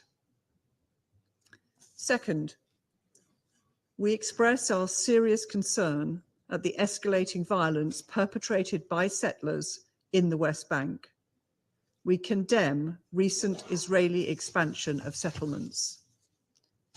We reject decisions by the government of Israel to declare 2,357 hectares of land in the West Bank as state lands so far this year, the largest of such declarations of state land since the Oslo Accords. Such acts are not only illegal under international law, but also undermine prospects for a two-state solution. We demand a halt to these illegal activities. Third, there is no military solution to this conflict. Pursuing military options will only deepen divisions and perpetuate the suffering of Palestinians and Israelis. The civilian death toll in Gaza is unacceptable. Reports of civilian casualties following Israeli strikes near schools and designated humanitarian zones in Gaza in recent weeks were appalling. As the Foreign Secretary said, urgent measures are needed to protect civilians. We are appalled by the impact of the conflict on women and children. The UN estimates that there are over 17,000 unaccompanied children in Gaza, and over 5,000 women have been confirmed as killed, with many more unidentified or missing. Many of those killed and missing are mothers. Children are especially vulnerable to being killed, maimed, separated from their family, suffering trauma, acute malnutrition, violence, and exploitation.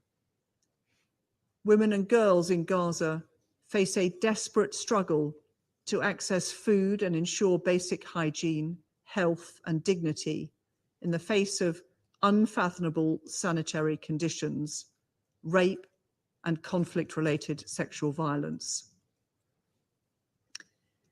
Peace will be sustainable only if both Israelis and Palestinians recommit to a renewed peace process resulting in a two-state solution, with safe and secure Israel alongside a viable and sovereign Palestinian state, the undeniable right of the Palestinian people.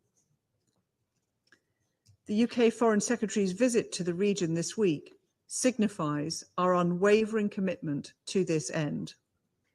The UK Prime Minister has spoken with Prime Minister Netanyahu, President Abbas, and other regional leaders, underscoring the UK's commitment to play its full diplomatic role in securing a ceasefire deal and creating the space for a credible and irreversible pathway towards a two-state solution.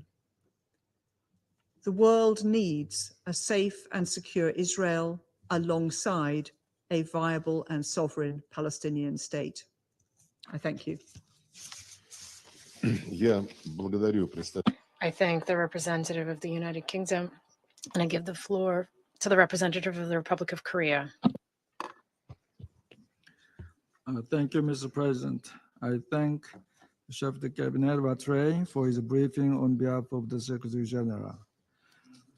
For more than 9 months, civilians in Palestine and Israel have experienced enormous suffering. This catastrophe must come to an end now.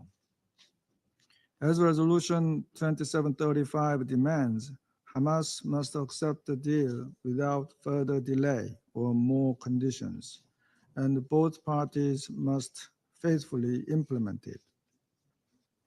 A series of dismaying incidents have been repeatedly occurring, including an Israeli strike on a so-called safe zone in Al-Mawasi, reportedly killing more than 90 Palestinians. These recent attacks demonstrate once again that nowhere in Gaza is safe. We urge Israel to cease all attacks that lead to civilian casualties.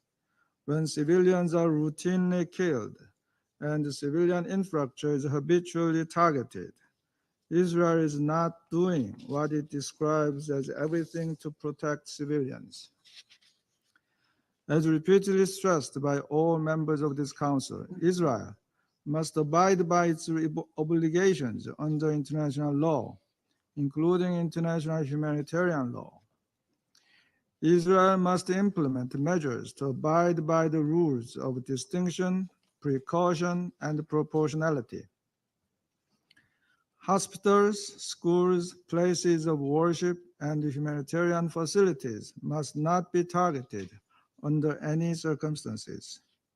This is even more important as such facilities are being used as shelters of innocent and helpless civilians, many of whom have been forcibly displaced multiple times as a result of Israel's recurrent evacuation orders.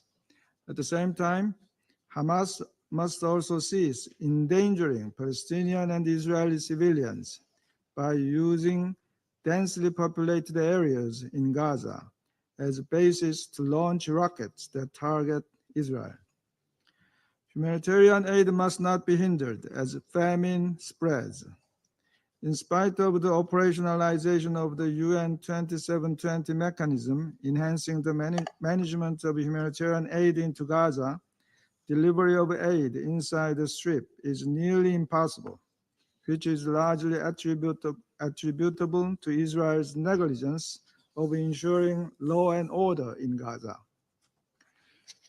Israel should open all available land crossings and exert every effort to maintain public order in Gaza, as well as protect humanitarian aid workers.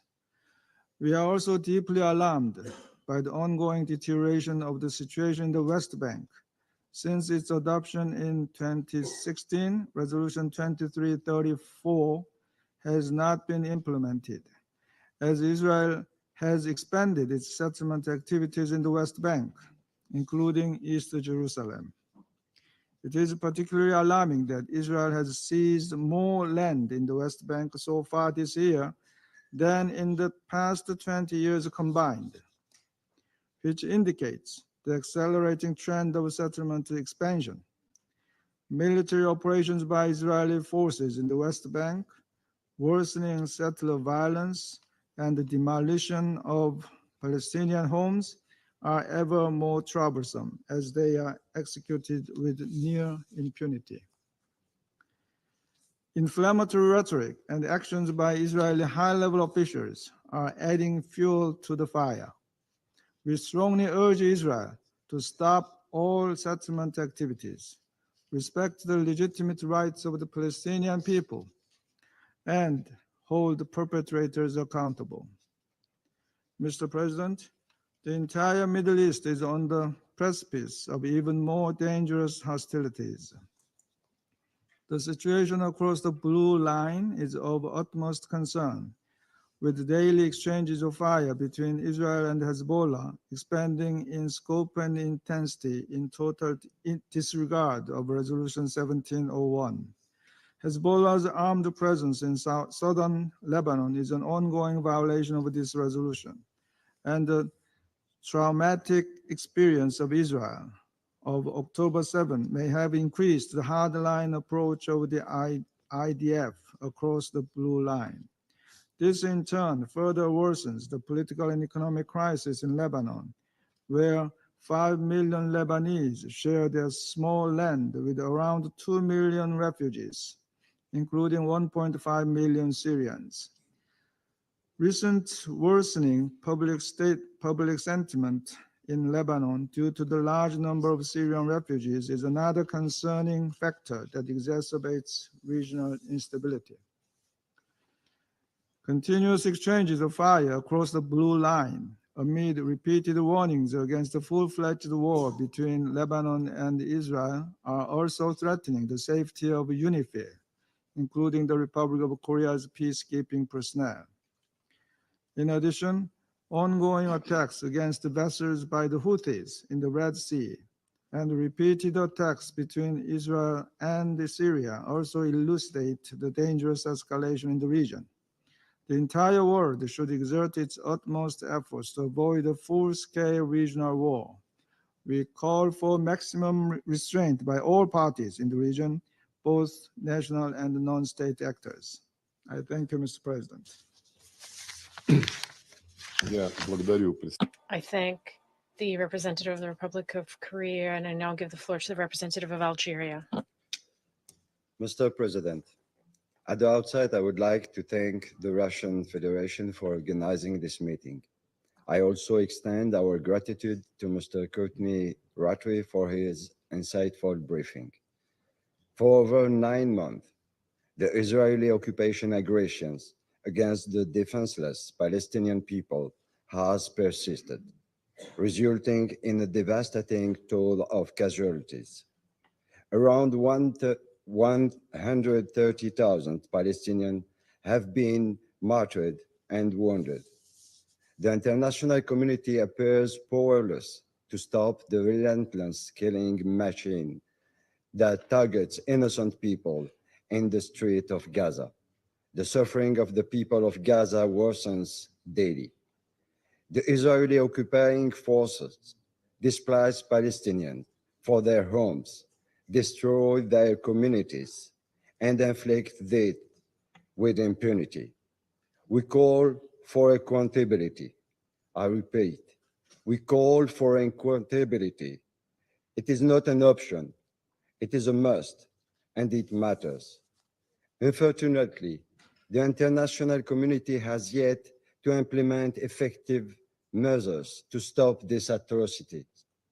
This weekend's attack on displaced people in Al-Mawasi and the Shati, safe zones that become dead zones, along with the continued deliberate targeting of UNRWA schools, are clear evidence that Israeli occupation forces bluntly disregard the sanctity of human life. The international community seems paralyzed, held hostage by war criminals in the Israeli occupation government. These people thrive on Palestinian suffering and violate international law and humanitarian norms, using AIDS as a tool for pressure and bargaining. Palestinians now face famine as confirmed by UN reports. This is a war crime. The Security Council must take the necessary steps as outlined in Resolution 2417. The Israeli occupation's violation of international law cannot be addressed with mere statements. It requires decisive sanctions to hold the occupation accountable. Mr. President, the provisional measures of the ICG were clear. The occupation authority must immediately provide essential services and humanitarian aid to Palestinians in Gaza. Instead, the occupation authorities have responded with more obstacles, targeting aid trucks and preventing UNRWA from carrying out its vital work. The Rafah crossing, which the court ordered to remain open, has been completely destroyed by the occupiers. The ongoing policies of ethnic cleansing and collective punishment against Palestinians marks the Security Council's inability to enforce its resolution. These resolutions remain words on paper, raising a crucial question: does international law apply selectively? The Israeli occupation acts with impunity as if above the law. Mr. President, the time for unity is now.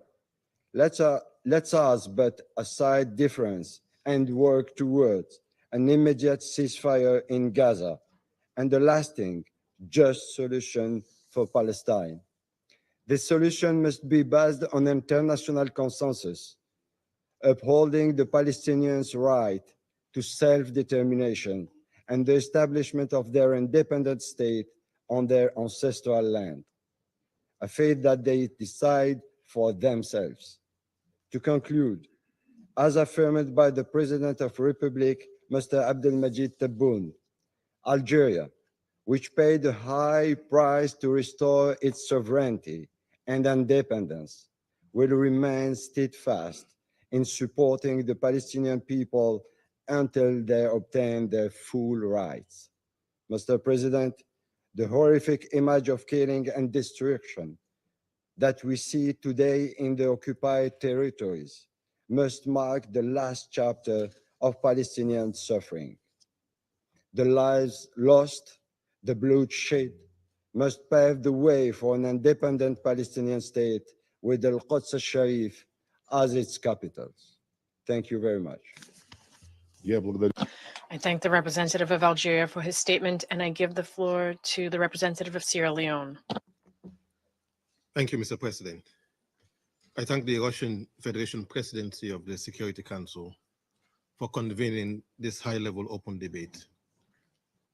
I also thank the United Nations Secretary General for his comprehensive briefing led by the Chef de Cabinet, Mr. Courtney Rattray. It has been 283 days since the 7th of October 2023 attacks by Hamas and other armed groups on Israeli civilians, and the consequent response by the Israeli Defense Forces with bombardment and ground operations in the Gaza Strip. Approximately 1,200 died on the 7th October attacks, about 8,730 wounded, and 240 people, mostly Israeli, taken as hostages. About 120 are still being held as hostage. The Special Representative of the Secretary General on Sexual Violence in Conflict reported that based on the information gathered by our office's mission team from multiple and independent sources, there are reasonable grounds to believe that conflict-related sexual violence occurred during the 7th October attack in multiple locations around the Gaza periphery. The narration of the facts concerning the 7th of October 2023 attacks is followed by even more brutal human tragedy. Lest we forget, or we go quiet, or be numbed, the number of Palestinians killed in the Gaza Strip since the IDF ground operations and bombardment is more than 38,000, of which over 15,000 are children. Over 89,000 injured and 10,000 missing. In an area of 141 square miles, there are 1.9 million people internally displaced, with 9 out of 10 people estimated to be internally displaced multiple times. As of the 14th of July, 197 UNRWA personnel have been killed, and about 274 humanitarian aid workers have also been killed, as well as 500 healthcare workers. 458 incidents on UNRWA premises have been reported, and 189 UNRWA installations damaged. Access to full and unhindered humanitarian aid remains a challenge, owing to denials and delays by the IDF for coordinated movement and criminal gangs attacks on humanitarian convoys.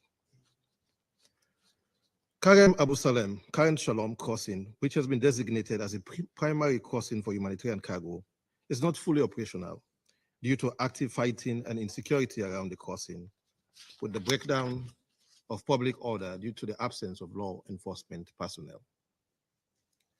An estimated 30,000 pregnant women are facing acute levels of hunger.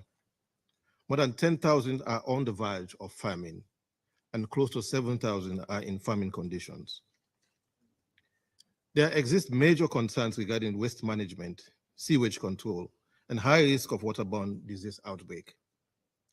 The situation of women and children hinges on the lack of privacy and dignity, the increase in sexual-based violence and domestic abuse, such as of food, water, sanitary essentials. With the collective punishment, bombardment, acute level of hunger, Palestinians in the Gaza Strip have been robbed of their inherent human dignity. Mr. President, the situation in the Middle East Palestine question has been top of this council's agenda for months, with a focus on ending the conflict in Gaza. The actions of the Security Council in the adoption of resolutions 2712, 2720, 2728, and 2735 followed or were concurrent to the respective actions by United Nations Secretary General in invoking Article 99 of the UN Charter. The resolutions of the UN General Assembly, including ES 10/22, which call for an immediate ceasefire, immediate and unconditional hostage release, ensuring humanitarian access, that all parties comply with their obligations under international law, as well as the provisional measures ordered by the International Court of Justice in South Africa versus Israel. Despite all of the cited actions, 9 months on, the narratives from the Gaza Strip remain horrendous. We have witnessed the refusal by the parties to the conflict to implement resolutions of this council, the binding orders of the International Court of Justice, and comply with their obligations under international law. Salem joined the other council members that voted in favor of SCR 2735 in good faith, on the assurance that a deal has been reached or imminent. Since the 10th of June 2024 adoption of SCR 2735, about 1,300 more Palestinians have been killed, with civilians and protected objects, in particular schools, directly targeted in missile strikes. The massive destruction of physical and critical infrastructure throughout the Gaza Strip, including water, sanitation, energy facilities, road and bridges, hospitals, schools, and residential homes, means that even after a ceasefire is achieved, recovery and reconstruction of Gaza will be a prolonged endeavor. This will pose an additional challenge for Palestinian authorities and the international community in restoring law and order and strengthening good governance. Mr. President, there are and there will not be any winners in this Israel-Palestine conflict. Continuation of the war in the Gaza Strip risks breeding a generation that is traumatized, uneducated, maimed, orphaned, homeless, and more dangerously aggrieved. There is also a generation that has been scarred by the unimaginable horrors of 7th October 2023 and overwhelmed with nightmares of the tunnels of Hamas. To change this narrative demands our collective and immediate action to secure lasting peace, but also end impunity and ensure accountability for the atrocity crimes being committed in this conflict. Increased settler activities and violence, military raids and detentions in the West Bank and East Jerusalem, heightened tensions between Israel and Lebanon across the Blue Line, and reported incidents in the Red Sea linked to the situation in Gaza further risk a regional spillover with their implications for global peace and security. In profiling a way forward to improve the current situation, we would like to make 3 points. Firstly, Sierra Leone reiterates the demand for an immediate and permanent ceasefire in the Gaza Strip and the entire occupied Palestinian territory, a legitimate call that has been echoed by this council repeatedly. A ceasefire at this point will greatly improve the security situation in the Gaza Strip, curtail lawlessness and social disorder, guarantee the protection of civilians, and facilitate the unhindered passage of humanitarian relief to the millions of people in urgent need. Secondly, as emphasized in Resolution 2573, we underline the primary responsibility of the parties to the conflict to protect civilians and civilian objects, including humanitarian personnel and civilians engaged in duties related to the operation, maintenance, or repair of civilian infrastructure, critical to the delivery of essential services to the civilian population in the Gaza Strip. We therefore condemn the recent attacks on UNRWA's headquarters and school housing displaced civilians from Khan Yunis and elsewhere, and the attack on the Al-Mawasi refugee camp, where it was reported that 90 Palestinians were killed, faithfully in a place considered to be a safe zone. Additionally, for accelerated and safe delivery of humanitarian relief to Gaza via all possible routes, we support calls for the establishment of effective, credible, and predictable deconfliction and coordination system across Gaza. Thirdly and lastly, addressing the fundamental issues fueling this conflict requires political will and commitment from Israel and Palestine to meaningfully engage in dialogue and negotiations towards a peaceful settlement to the dispute. While the political horizon of a two-state solution is the ultimate end, as an immediate solution, we continue to urge the parties to maintain good faith and positive attitude throughout the current negotiations brokered by Egypt, Qatar, and the United States to ensure an agreement is reached in the shortest possible time. The fighting has gone on for long. The suffering of the people has been long. The recovery, reconstruction, and restoration of human dignity of the victims may take long, but it is time to give peace a chance, which must be persistently pursued. I thank you. I thank Sierra Leone for their statement, and I now give the floor to Slovenia. Thank you very much. Mr. President, I also want to thank Chief of Staff Rattray for delivering as always, very clear message from the Secretary General.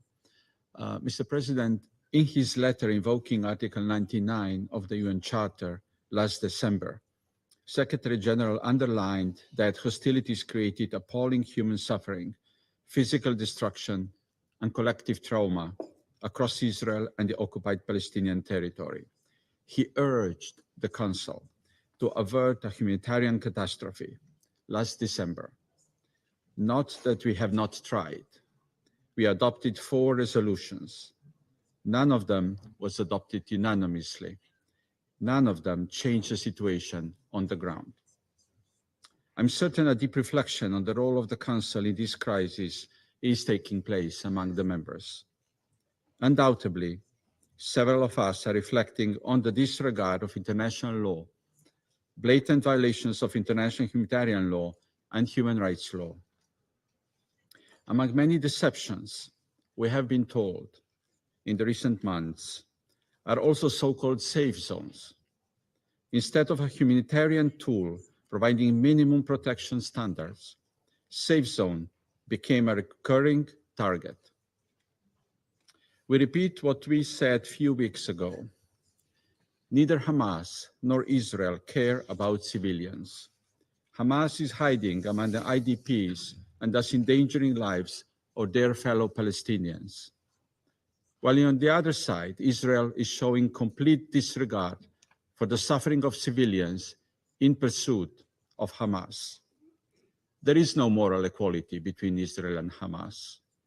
However, the conduct of both actors against civilians is deplorable and constitutes a crime. Mr. President, while we are still struggling to prevent further deterioration of the humanitarian catastrophe, we need to pave the way for the restoration of the political horizon towards the two-state solution. We need to prevent future humanitarian catastrophes. There is Gaza beyond ceasefire. So let me offer some reflection on what could the Council's steps be in that regard. Our first step includes immediate ceasefire. There must be full implementation of Security Council resolutions and ICJ orders on provisional measures. They are all binding and with clear demands for action, including release of hostages and aid delivery at scale. This will ensure the beginning of the end of colossal humanitarian and human suffering. We continue to offer full support and we commend the mediators, Egypt, Qatar, and the United States for their efforts. Our second step could be a renewed political process leading to the two-state solution. Despite the absence of it, or perhaps especially because of it, the Council must reflect on the structure of the political process. Only a coherent approach backed by strong political will can provide a clear path forward. An international peace conference under the UN auspices would provide a platform for a revitalized exchange, and this would lead to a clear blueprint for Middle East peace process. This step is not only in the hands of the Security Council or the broader international community. Upholding the Charter is a responsibility of every UN member state. Appalling situation in Gaza is overshadowing the one in the West Bank, including East Jerusalem, where we follow heightened tensions coupled with a rising death toll, a surge of settler attacks, and a dramatic settlement policy drive. In light of steps contradicting the two-state solution, we all need to take steps in its defense, collectively and individually. Our third step is rebuilding. Rebuilding as in reconstruction of Gaza. Rebuilding as in returning structure and public order to Gaza. Rebuilding as in supporting the return of the Palestinian Authority to Gaza. For this to happen, we need a strong Palestinian Authority, able to carry out its internal reform processes. Palestinian Authority able to access its tax revenues and bank accounts, and UNRWA supporting the transition period. Mr. President, This Council has to focus on the interest of those who matter the most and pay the highest price, people on the ground, civilians. There is no viable alternative to the renewed political process and prevention of a regional spiral of violence. With this in mind, we also call on all parties to show restraint along the blue line and commit to full implementation of the Resolution 1701. Parties must use the UNIFIL liaison and coordination mechanisms, good offices by international actors, and fully engage to de-escalate. Thank you. I thank Slovenia for their statement, and I give the floor to Japan. Thank you, Mr. President. I thank CDC Rattray for his briefing on behalf of the Secretary General. More than 9 months have passed since the outbreak of the devastating conflict in the Gaza Strip, following the brutal acts of terror by Hamas and other militant groups. Japan deeply regrets the heavy civilian casualties and destruction caused by the ongoing hostilities. We are appalled last Saturday air strikes conducted by the IDF on a so-called safe zone in Al-Mawasi reportedly killed at least 90 people, and the next day, UNRWA's headquarters in Gaza was destroyed. Let me reiterate, all UN facilities, including UNRWA premises, must be protected at all times. These are just two notable examples of the many horrors happening regularly on the ground. Mr. President, all parties must strictly abide by the principles of international law, especially the protection of civilians. Hamas must stop using civilians as human shields. We also have grave concerns about the nearly 2 million internally displaced Palestinians, many having displaced multiple times with little or no access to food, clean water, medicine, and other basic human needs. In this vein, it is alarming to see yet another evacuation order by Israel for Khan Yunis and Gaza City. There are no safe places in Gaza. The killed, maimed, displaced, and struggling people are all human beings, not just numbers. Each of them has a life, family, dreams, and dignity. Mr. President, Japan takes note of Israel's claim that they have made some progress to reduce civilian casualties and facilitate humanitarian assistance to Gaza. And we acknowledge Israel's cooperation with Senior Humanitarian Reconstruction Coordinator Sigrid Kaag and other humanitarian agencies. But more must be done. Effective deconfliction mechanisms, reopening the Rafah crossing, full use of Ashdod port, and guaranteeing access and safety for UN and other humanitarian workers are all vital to accelerate necessary aid across the Gaza. The reality is the breakdown of order is making all aid operations extremely difficult or nearly impossible. Last month, the Security Council adopted Resolution 2735, endorsing the three-stage proposal which would pave the way for the release of hostages and sustainable ceasefire. Japan strongly supports the critical and tireless mediation of the United States, Egypt, and Qatar, and is encouraged to see a renewed diplomatic push forward an agreement. We sincerely hope both parties seize this precious momentum and reach a much-needed deal without further delay. Mr. President, beyond Gaza, Japan condemns the recent decisions by the government of Israel regarding settlement expansion in the West Bank, as well as the rise in extremist settler violence. We call on Israel to reverse its decisions and prevent further violence immediately. In addition, while Japan takes note of the latest transfers of parts of clearance revenues by Israel to the Palestinian Authority, we urge Israel to release all withheld revenues and take necessary measures to maintain economic stability in the West Bank. Meanwhile, the escalation of hostilities along the Blue Line is also a matter of serious concern. Japan calls on both parties to exercise full restraint and cease hostilities based on the Resolution 1701. To conclude, only a two-state solution with Israel and Palestine living side by side in peace and security will finally resolve this decade-long conflict. Japan remains steadfastly committed to achieving that goal. I thank you, Mr. President.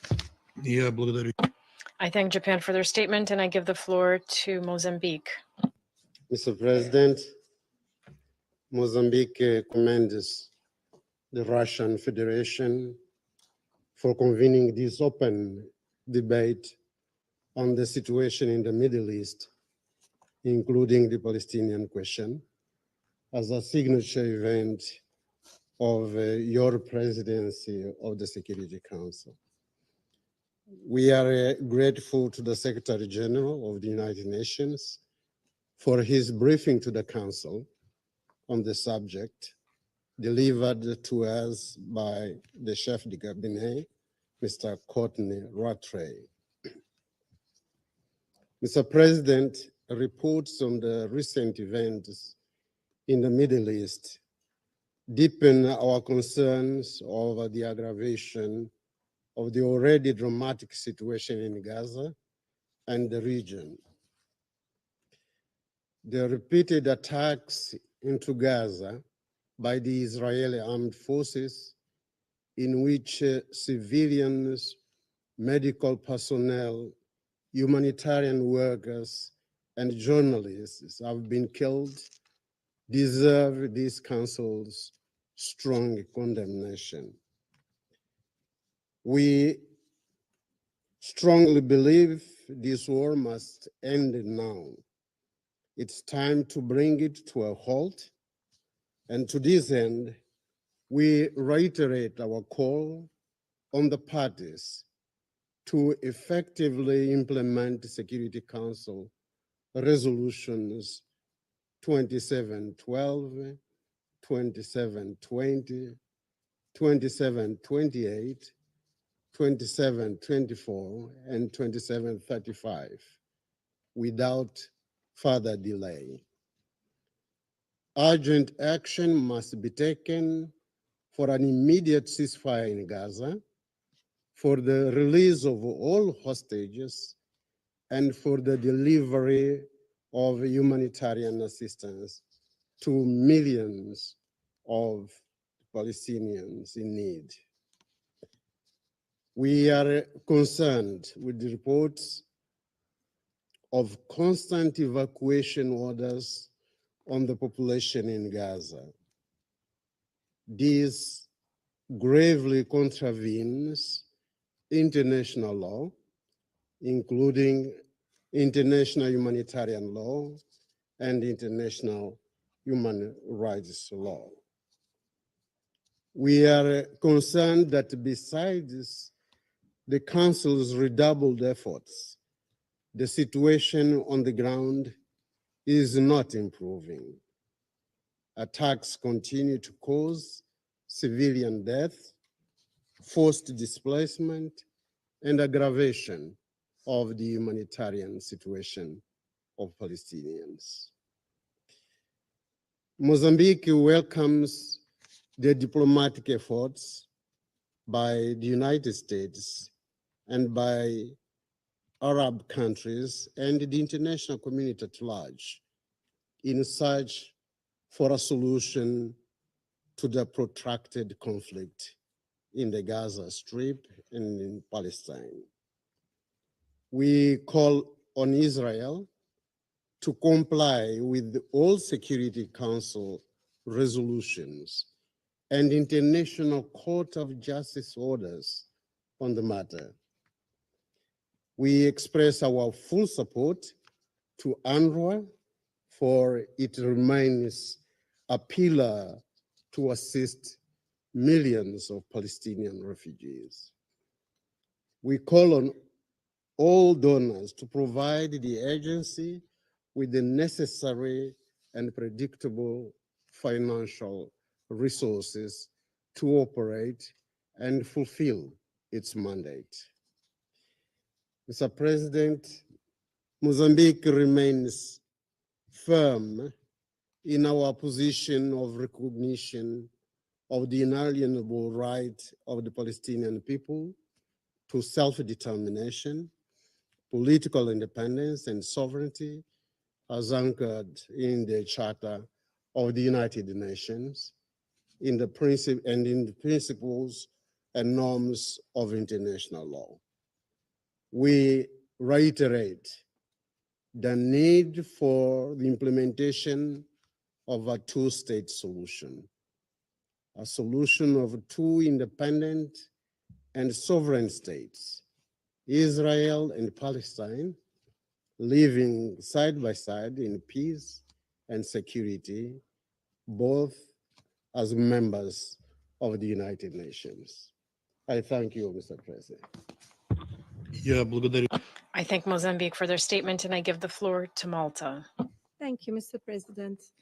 I also thank Chef de Cabinet Rattray for delivering the Secretary General's briefing. The Middle East is going through an unprecedented period. As the war in Gaza rages on, it is having a ripple effect across the entire region, endangering civilians and upending any prospects for peace. This is why, following the horrific 7th October attacks by Hamas and other armed groups, Malta has unfailingly called for an immediate and permanent ceasefire in Gaza. We continue to unequivocally condemn these heinous terrorist attacks and to call for the urgent and unconditional release of all remaining hostages in Gaza. It is imperative that Hamas and Israel accept and implement the ceasefire proposal outlined in the Security Council Resolution 2735. The implementation of all relevant Council resolutions and the full, immediate and effective implementation of the orders of the ICJ remains essential. Despite these clear obligations, we continue to witness further suffering in Gaza and beyond. Just last week, Israel ordered the forced displacement of all Palestinians from Gaza City. The recurring displacement of the population exacerbates the peril already faced by Palestinians. It also forces them into smaller areas where their safety, even in supposedly designated humanitarian zones, cannot be guaranteed. Malta is gravely alarmed at the effect this war is having on women. Harrowing accounts from the ground clearly show that we must do a lot more to ensure their dignity, privacy, and safety. Children are also suffering in a disproportionate manner. Israel's bombing of schools and hospitals, in which these most vulnerable seek refuge and treatment, is unconscionable. Strikes on facilities sheltering IDPs have led to the killing of children. This is unacceptable. Children must never be considered as justifiable collateral damage. Young children and pregnant women are at additional acute risk of disease and malnourishment due to a decimated healthcare system, persistent food insecurity, and no access to clean water.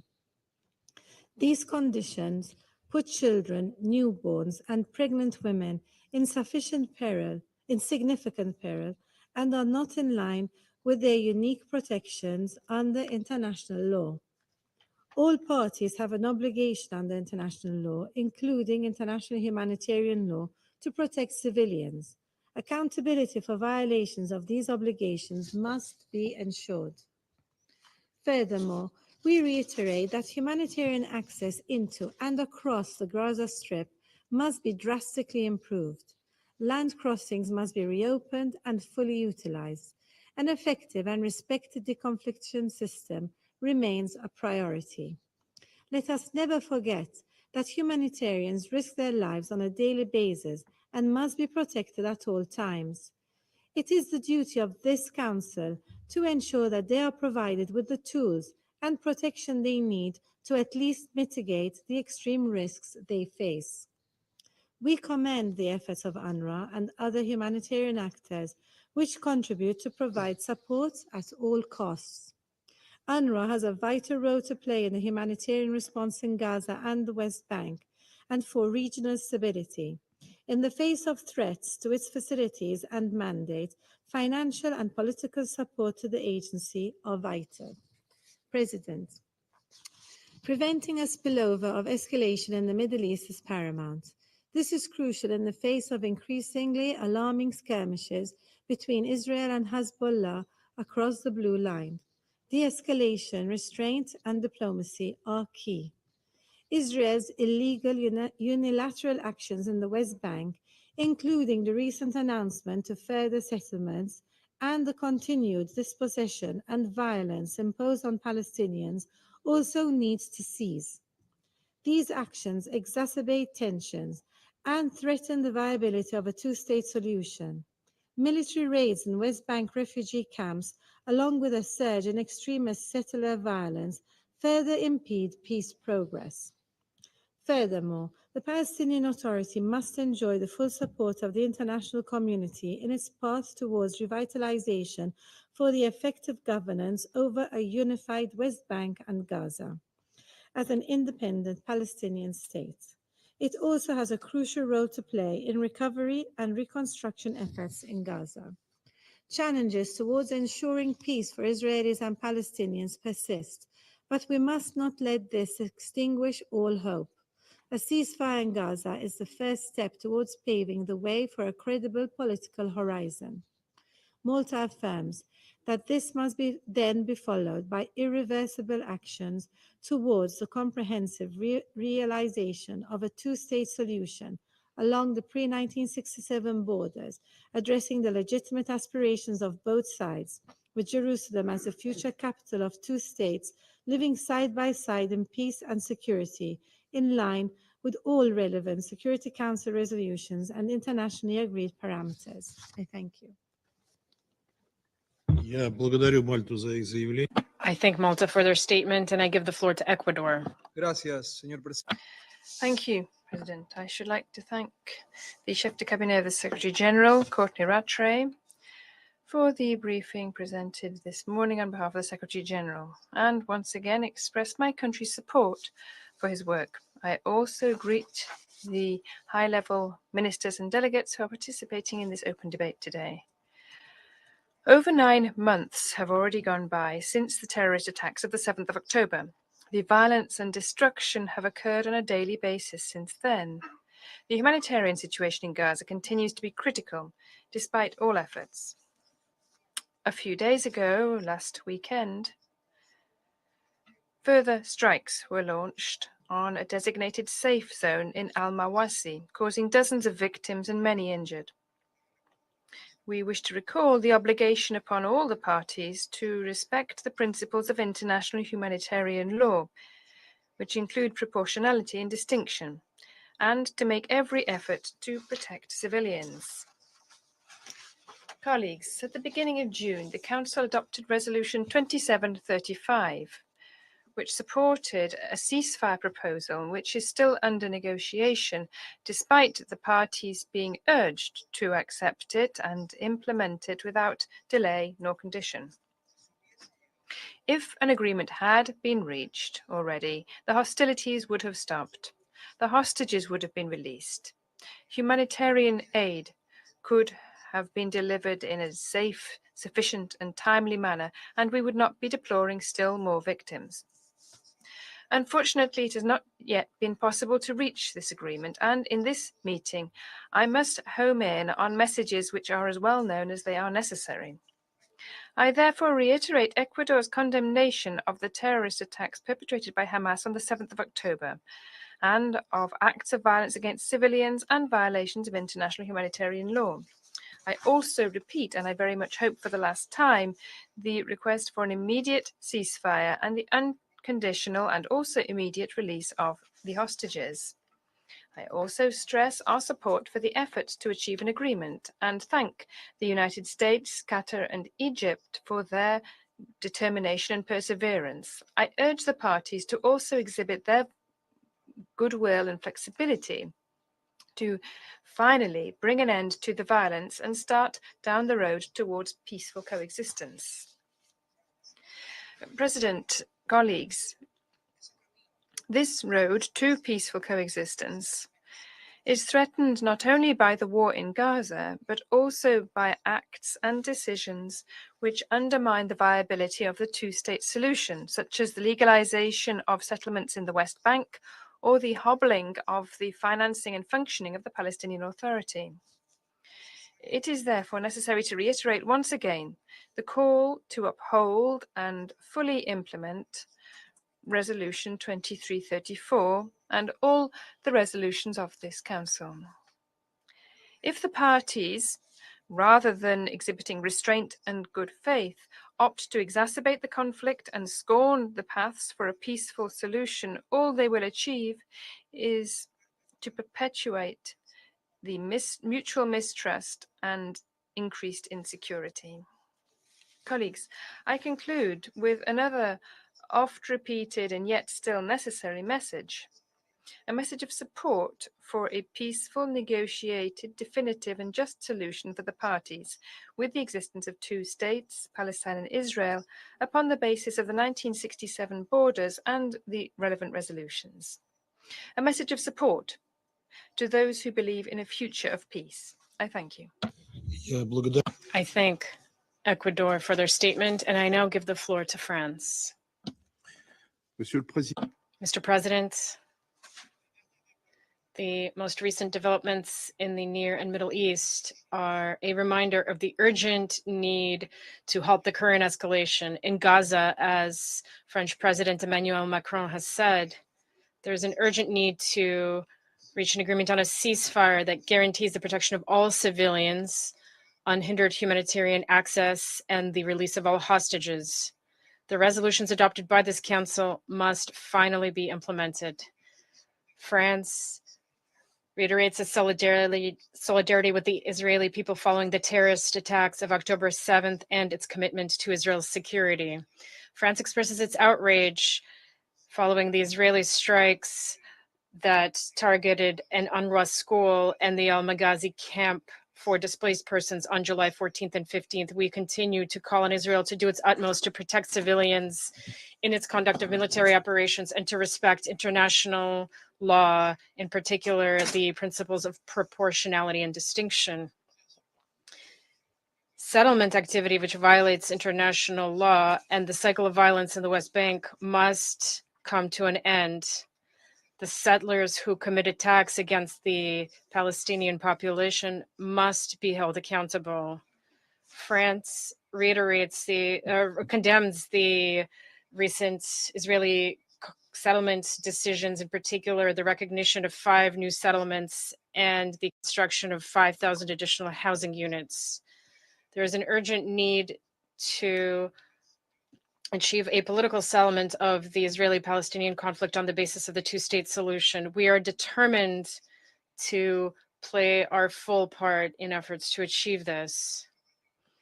France is also gravely concerned by the ongoing clashes along the blue line between Lebanon and Israel.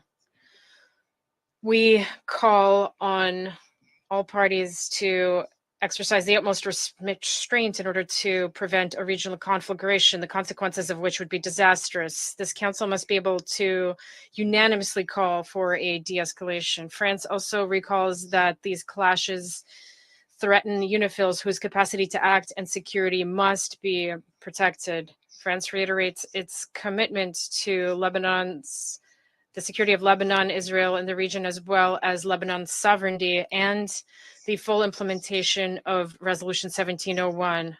France will continue its efforts to promote a diplomatic solution.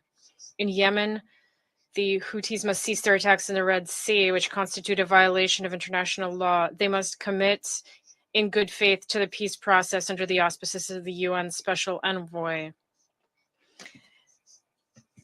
Iran, which is financing and arming the Houthis, must cease its destabilizing actions. We call for the release of UN and non-governmental organization personnel detained by the Houthis. In Syria, only a political solution based on Resolution 2254 can bring peace in a context of increasingly heightened tensions across Syria, the resurgence of Daesh, the rising gun trafficking and a deterioration of the humanitarian situation.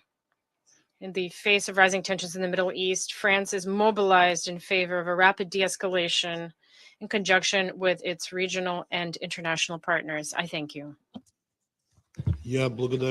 I thank the representative of France for their statement, and I now give the floor to the Acting Minister for Foreign Affairs of the Islamic Republic of Iran, His Excellency Mr. Ali Bagheri.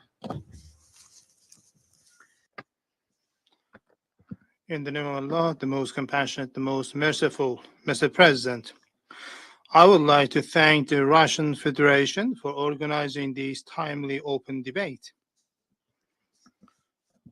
Mr. President, ladies and gentlemen, over the past 285 days, the Israeli occupying regime has been committing extensive international crimes in Gaza.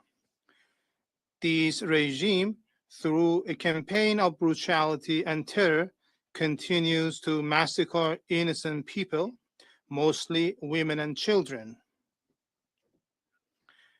In this deadly campaign, about 20 people are killed or injured every hour. The Israeli regime has destroyed over 80% of residential areas and all infrastructure, including hospitals, mosques, churches, educational centers, and historical sites in Gaza. This regime has brutally weaponized starvation as a means of war by blocking the aid routes, bombing the refugee camps in Rafah, and attacking the displaced people in Khan Yunis are just two examples of these recent inhumane crimes. Despite the global condemnation of the genocide and war crimes committed by the Israeli regime in Gaza and the unanimous and united call of the international community for an immediate end to genocide and massacre of Gaza's people, immediate and permanent ceasefire, and delivery of humanitarian aid, which have been reflected in 4 UN Security Council resolutions, numerous statements by international organizations, 3 provisional measures of the ICJ, and widespread protests, the Zionist occupying regime continues its brutal crimes against Palestine with full impunity. Mr. President, distinguished audience, recently, the war-mongering leaders of this regime have been under the illusion that expanding the war to Lebanon can save them from the quagmire of Gaza. This is an absurd and dangerous miscalculation and exacerbates the already chaotic situation in this sensitive region to spiral out of control. In this chamber and from this podium, I would like to strongly warn against any adventurous action by this rogue regime and its consequences. Undoubtedly, any aggression against Lebanon as an independent member state of the United Nations by the Zionist regime will be met with a decisive and disappointing response from the international community, the nations of the region, and the resistance groups. It is evident that the responsibility of the United States as a strategic ally and main supporter of the regime in the region cannot be denied in the face of any potential aggression by the regime against Lebanon. Mr. President, the recent support of the regional countries to the Palestinian resistance stems from the inhumane crimes of the Israeli regime in Gaza, which have been going since 1948. More than 9 months of massive attacks by the Israeli regime on Gaza and the West Bank prove that destruction of the Palestinian resistance and Hamas as a liberation movement established against occupation and aggression is nothing more than an illusion. The support of all the nations of the region and the freedom seekers of the world to the praiseworthy resistance of the Palestinian nation also prove that this nation is not at all alone in realizing its inherent right. Israel is not a legitimate state.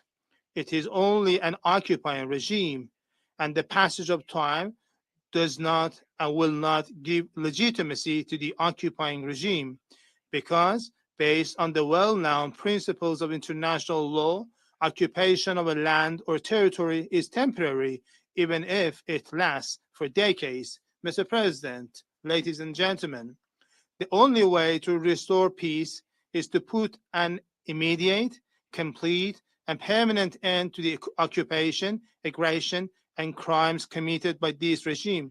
The UN Security Council has the responsibility to achieve this goal, and regrettably, the inaction and inability of the Security Council over the past nearly 8 years has emboldened the Israeli regime to commit more crimes against the oppressed people of Palestine.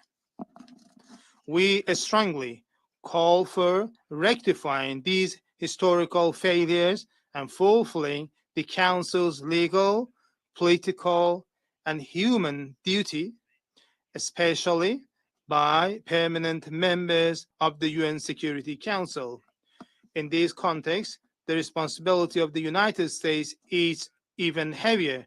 This country, with approximately 50 vetoes and extensive support to the Israeli regime, has not only played a role in this major failure of the Council, but has also been a primary accomplice in the crimes and aggressions committed by this notorious and criminal regime through comprehensive financial, military, and intelligence support.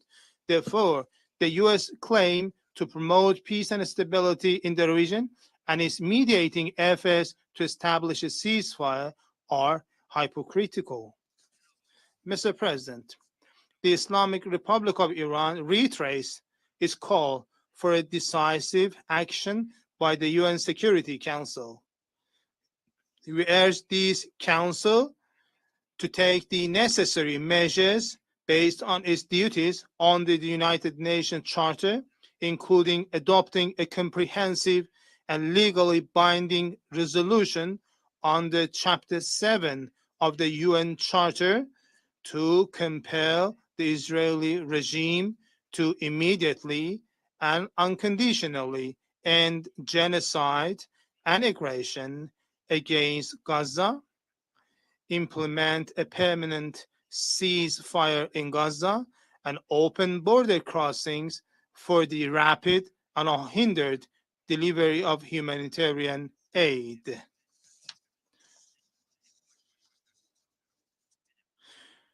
The Security Council must also compel the Israeli regime to immediately, fully, and unconditionally withdraw its military and security forces from Gaza, lift the siege of Gaza, stop the forced displacement of people, halt illegal settlement activities, and provide full and immediate compensation for all damages inflicted on the people, infrastructure, residential areas, and similar cases in Gaza and other Palestinian territories to facilitate the rapid reconstruction of Gaza.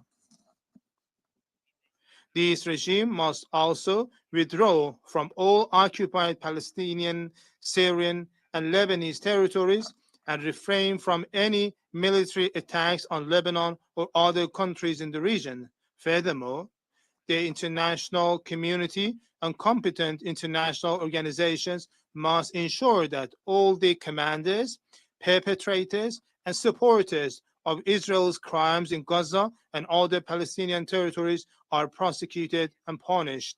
The Islamic Republic of Iran has always been a positive element in regional developments, stabilizing sustainable peace and security, including the fight against terrorism. In contrast, the Israeli regime has been the main source of regional insecurity, and the malicious activities of this regime have always posed a serious threat to regional and global peace and security.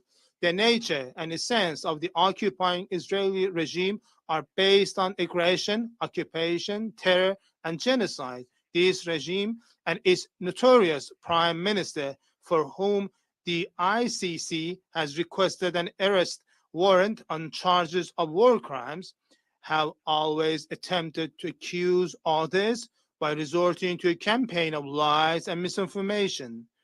The Security Council must hold the rogue and rebellious Israeli regime accountable and put an end to the roots of war and genocide in Gaza and insecurity in the region.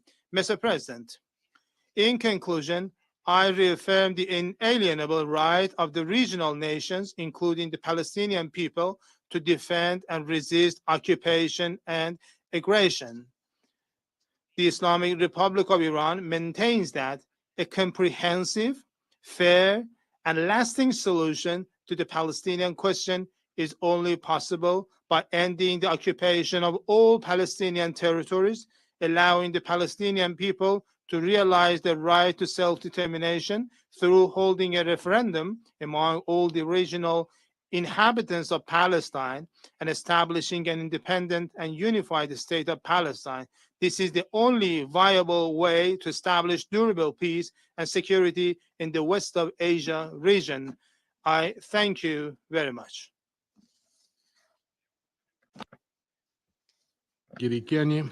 И сейчас я предоставляю слово министру иностранных дел Бахрейна, его превосходительству господину Абдел-Латифу бен Рашиду Аз-Заини. Прошу вас.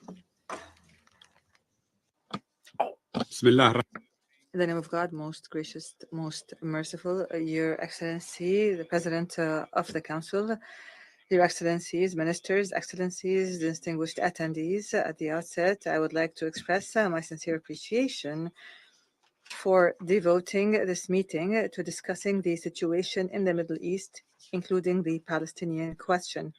And I thank you for inviting me to speak before the Council on behalf of my country, the Kingdom of Bahrain, which presides over the current session of the League of Arab States.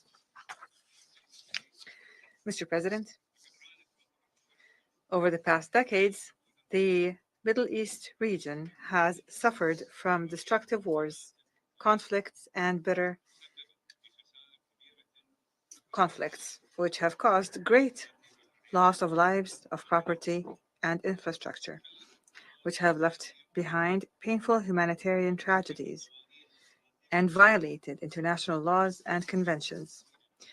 They have become a major threat to regional security and stability and present serious risks to international peace and security.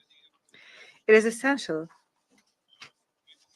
upon the international community and the Security Council especially to intensify efforts to arrive at sustainable solutions to all conflict, that especially those that have become protracted in the region, and to work on establishing a just and lasting peace that preserves the right of all peoples to life, freedom, dignity, and coexistence in a space of tolerance and human coexistence. And despite the commendable efforts that are made by the international community to bring peace to the Middle East, including resolutions adopted by the Sistine Council and the United Nations General Assembly, the Madrid Peace Conference, the Oslo Accords, the Camp David Summit, and the Arab Peace Initiative, unfortunately, these efforts have not achieved peace and stability in the region. And the peoples of the region continue to suffer greatly from bloodshed, from displacement, from being refugees, and from being deprived of the necessities of life. The hope for a better future is fading.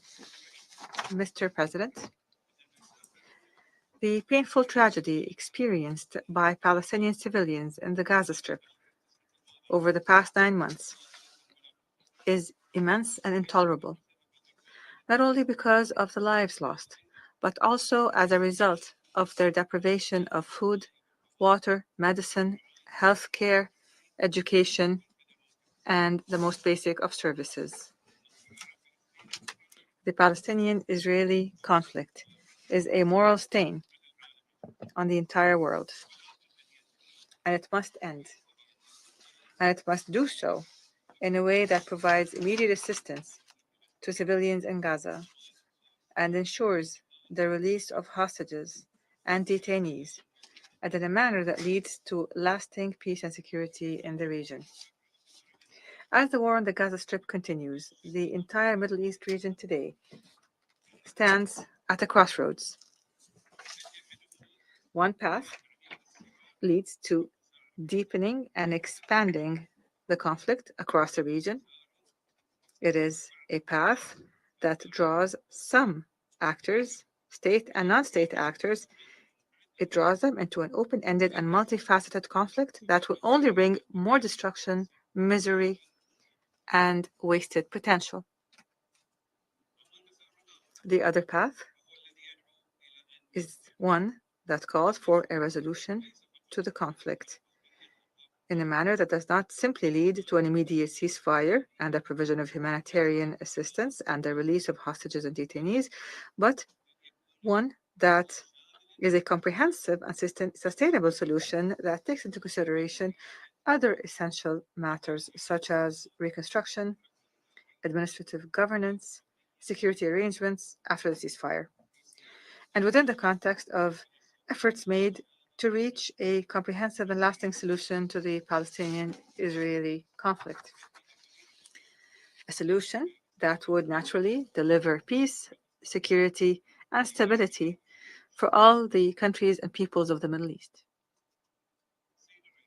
Mr. President, the 33rd Arab Summit that was held in the Kingdom of Bahrain last May under the chairmanship of His Majesty King Hamad bin Isa Al Khalifa, King of the Kingdom of Bahrain. That summit reaffirmed the firm Arab position on the Palestinian-Israeli conflict and proved beyond any doubt that Arab states have collectively adopted the second path, the path of a just and lasting peace, as an irreplaceable strategic option if we are to achieve our humanitarian objectives in the battle for peace. And in its capacity as the current president of the 33rd session of the League of Arab States, the Kingdom of Bahrain participates in today's meeting of the Council, and we have come to reaffirm the full solidarity of the Arab states and their unwavering commitment to peace. The Bahrain Declaration, adopted by the summit, affirmed the unified Arab position, calling for a just and comprehensive, peaceful resolution of the Palestinian question, and calling for irreversible steps to implement the two-state solution in accordance with the resolutions of international legitimacy and to guarantee the legitimate rights of the Palestinian people to establish their independent, sovereign, and viable national state. The Bahrain Summit was a message of peace and solidarity to the whole world. The summit adopted a number of important initiatives. Most notably, it called for convening an international conference for peace in the Middle East to resolve the Palestinian issue on the basis of the two-state solution. The Kingdom of Bahrain expressed its readiness to host such a conference.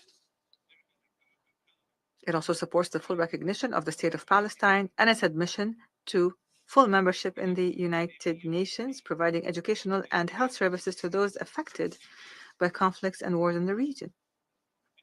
This must be done in cooperation and coordination with international and regional organizations,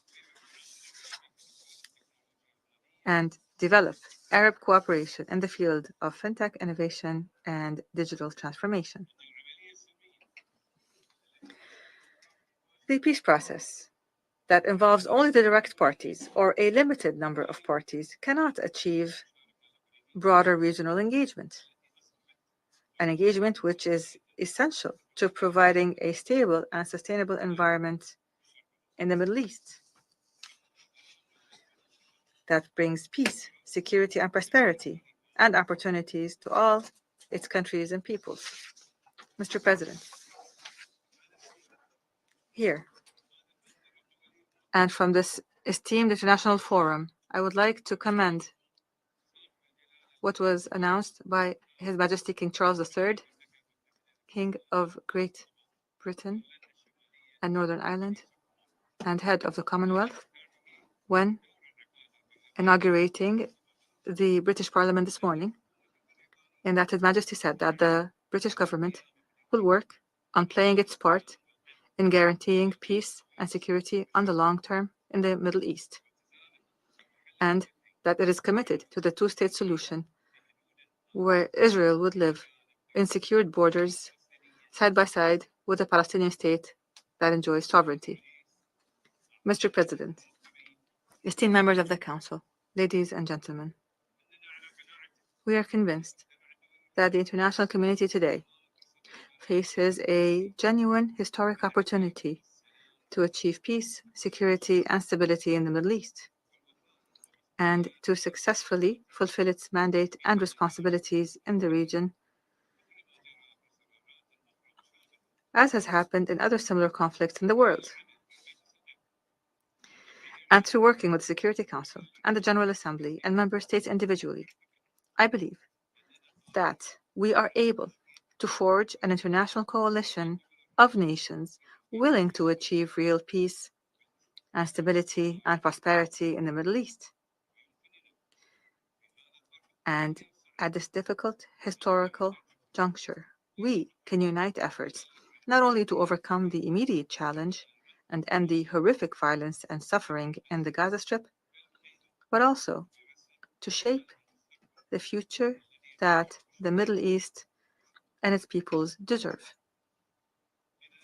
Therefore, and in the context of the urgent need for an immediate ceasefire in the Gaza Strip, which we reaffirm, and the need to provide full humanitarian assistance to the civilian population and release hostages and detainees, and in affirmation of the common Arab commitment to peace as a strategic option based on the two-state solution, allow me to urge your esteemed Council and the international community as a whole to work seriously and effectively with Arab states to end this long-standing conflict and deliver a better future for the Middle East region and their peoples. I thank you.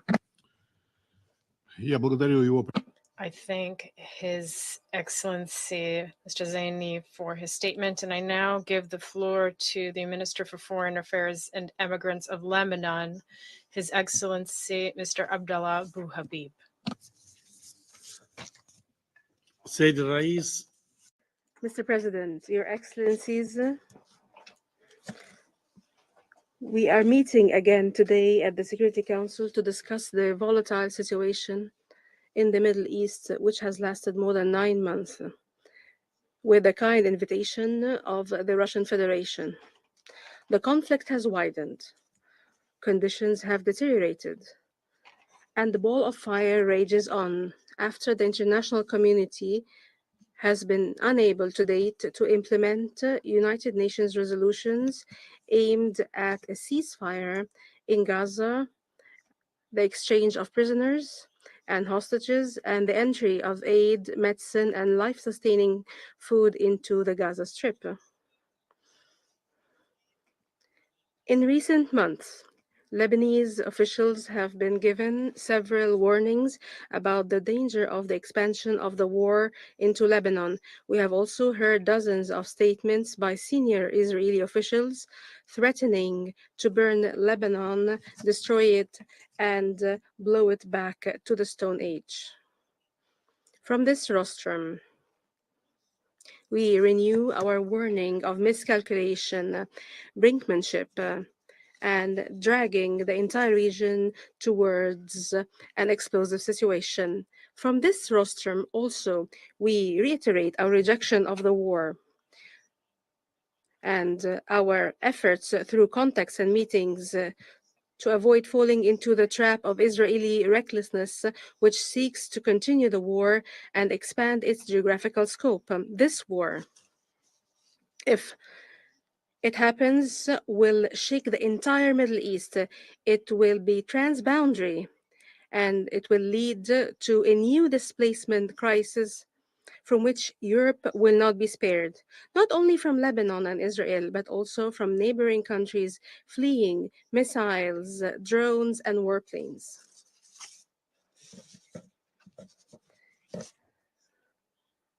It will also lead to destruction, devastation, and misery for the entire region, and the lack of opportunities for a dignified life for its peoples and residents, which means further migration and displacement. Hence, Lebanon, a geographically small state, a state big in its global reach, culture, and history, is increasingly upholding international legitimacy and is protected by its decisions.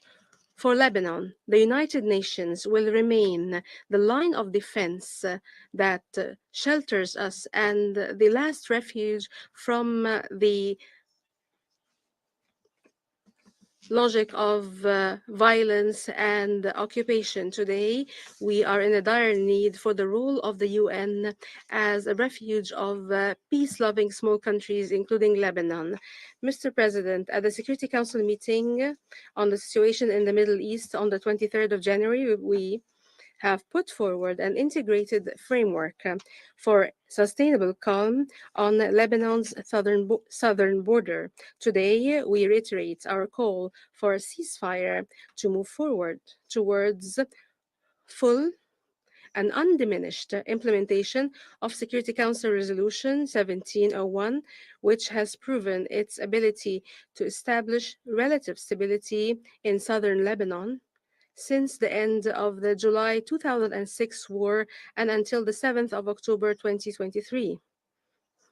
The shortest way for tens of thousands of displaced persons from both sides to return to their homes is not through the threat of war or opening another front, but through the full and comprehensive implementation of Resolution 1701, as part of an integrated basket with clear and declared international guarantees to promote sustainable, calm, and security in southern Lebanon, as per the following. 1. Facilitate the rapid and safe return of displaced persons from the border areas from which they were displaced after October the 7th, 2023, and the return to normal life in all border villages and towns. 2. A definitive cessation of Israeli violations by air, land, and sea of Lebanon's sovereignty and its internationally recognized borders, which have exceeded 35,000 since the year 2006. 3. Ceasing carrying out cyber attacks that threaten the security and safety of networks, devices, applications, and electronic data in facilities and vital Lebanese facilities, especially Rafik Hariri International Airport, which threatens public safety and adversely affects its work and functionality. 4.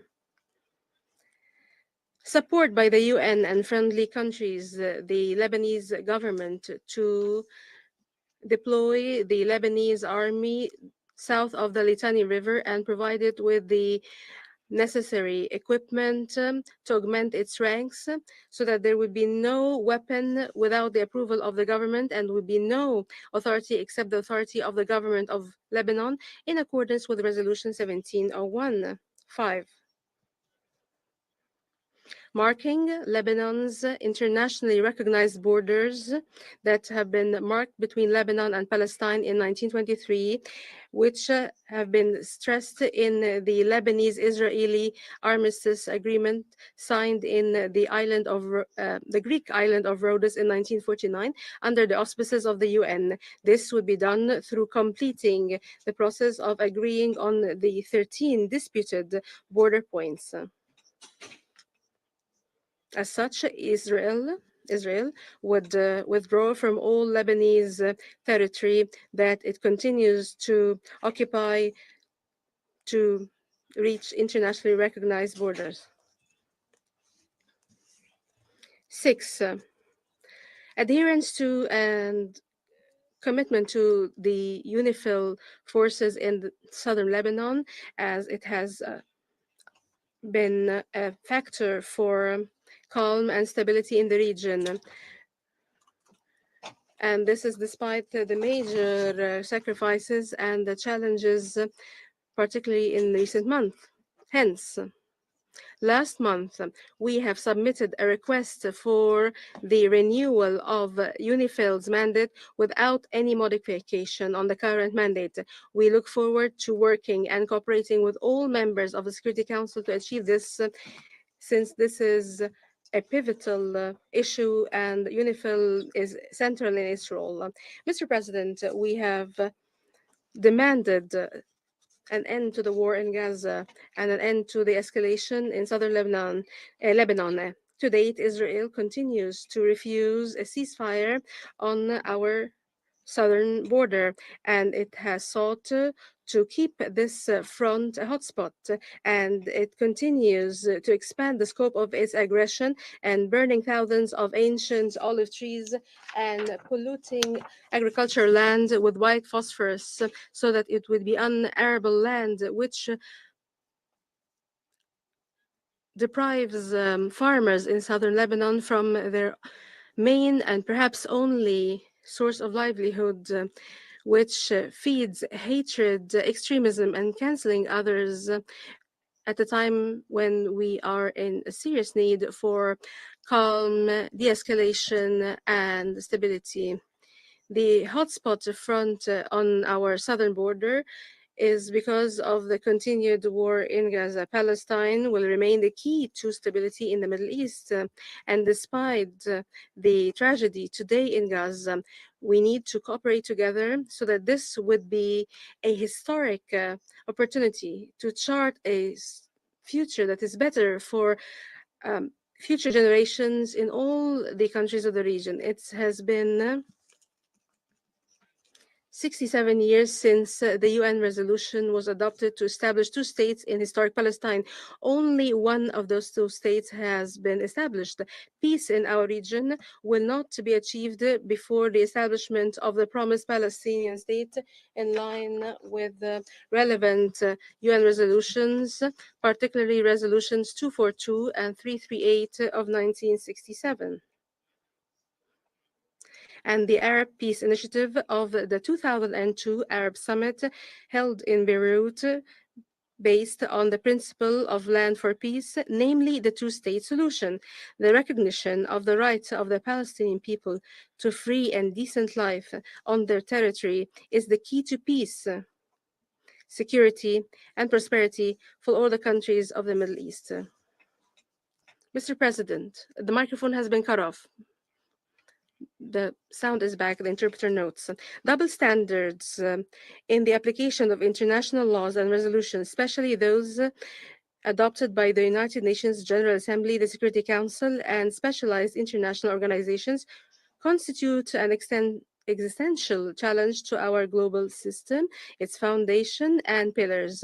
In the occupied Palestinian territory, namely East Jerusalem, the West Bank, and the Gaza Strip, we deplore what we see as taking lightly international will and the way UN resolutions are addressed. Furthermore, there are flagrant violations of international law and human rights. The right to live in dignity, freedom, and the right to medicine, education, housing, and food for Palestinians are basics of human life in the 21st century. So, how is an entire people left to the whims of the occupier to die because of disease, hunger, and thirst? Hundreds of thousands of innocent civilians are children, women, and the elderly. They have committed no fault except that they were born and they have lived and they are dying every day under occupation. In closing, we are committed to optimism and hope, to ensuring a dignified and free coexistence and the constant pursuit of stability, peace, and security, no matter how long it takes.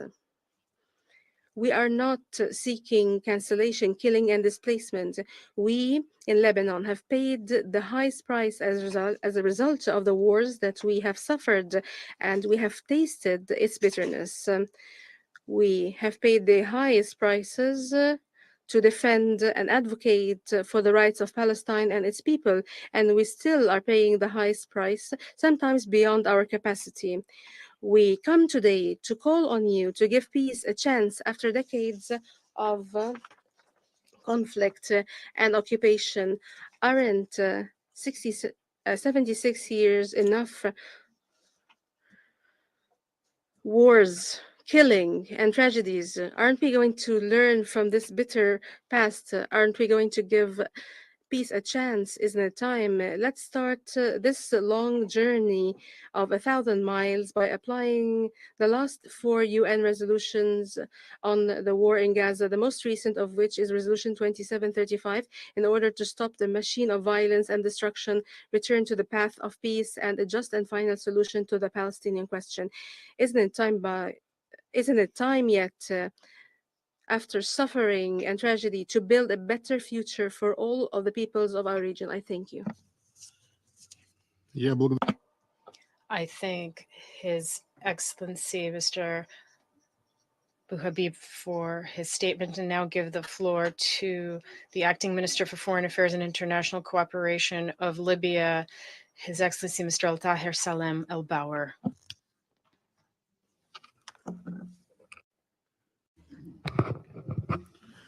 In the name of God, most gracious, most merciful, Mr. President, allow me at the outset to congratulate you on your presidency of the Security Council during the current month, and we thank you for inviting us to take part in today's meeting.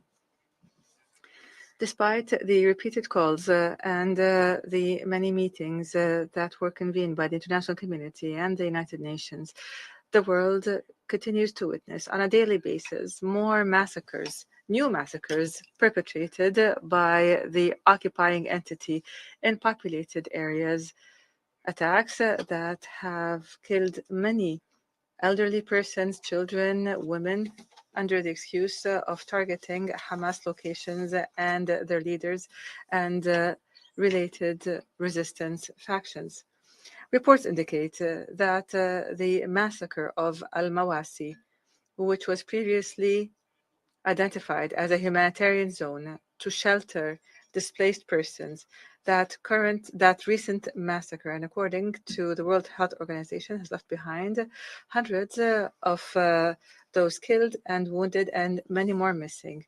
More than 9 months have passed since the start of the Zionist aggression, and it is shameful that Security Council and International Committee resolutions and resolutions by the Human Rights Council and the ICJ and the demands made by the international community continue to be merely words on paper and have not stopped the Zionist entity from perpetrating its crimes, and it continues in its barbarism and attacks every day. The massacres against the Palestinian people have now become ordinary news items in news bulletins, and the international community stands and watches, simply issuing statements of condemnation that change nothing on the ground. Mr. President, it is known that genocide and ethnic cleansing that is being perpetrated by the occupying entity against the Palestinian people and the systemic barbaric practices it is practicing have gone beyond all international norms and limits and has gone beyond even the law of the jungle and clearly violates all international conventions and laws. We strongly reject what our brothers and sisters in Palestine are being subjected to in terms of killing and destruction and eviction, and we reject the double standards being practiced by someone dealing with the Palestinian question, and the fact that they ignore the ugly and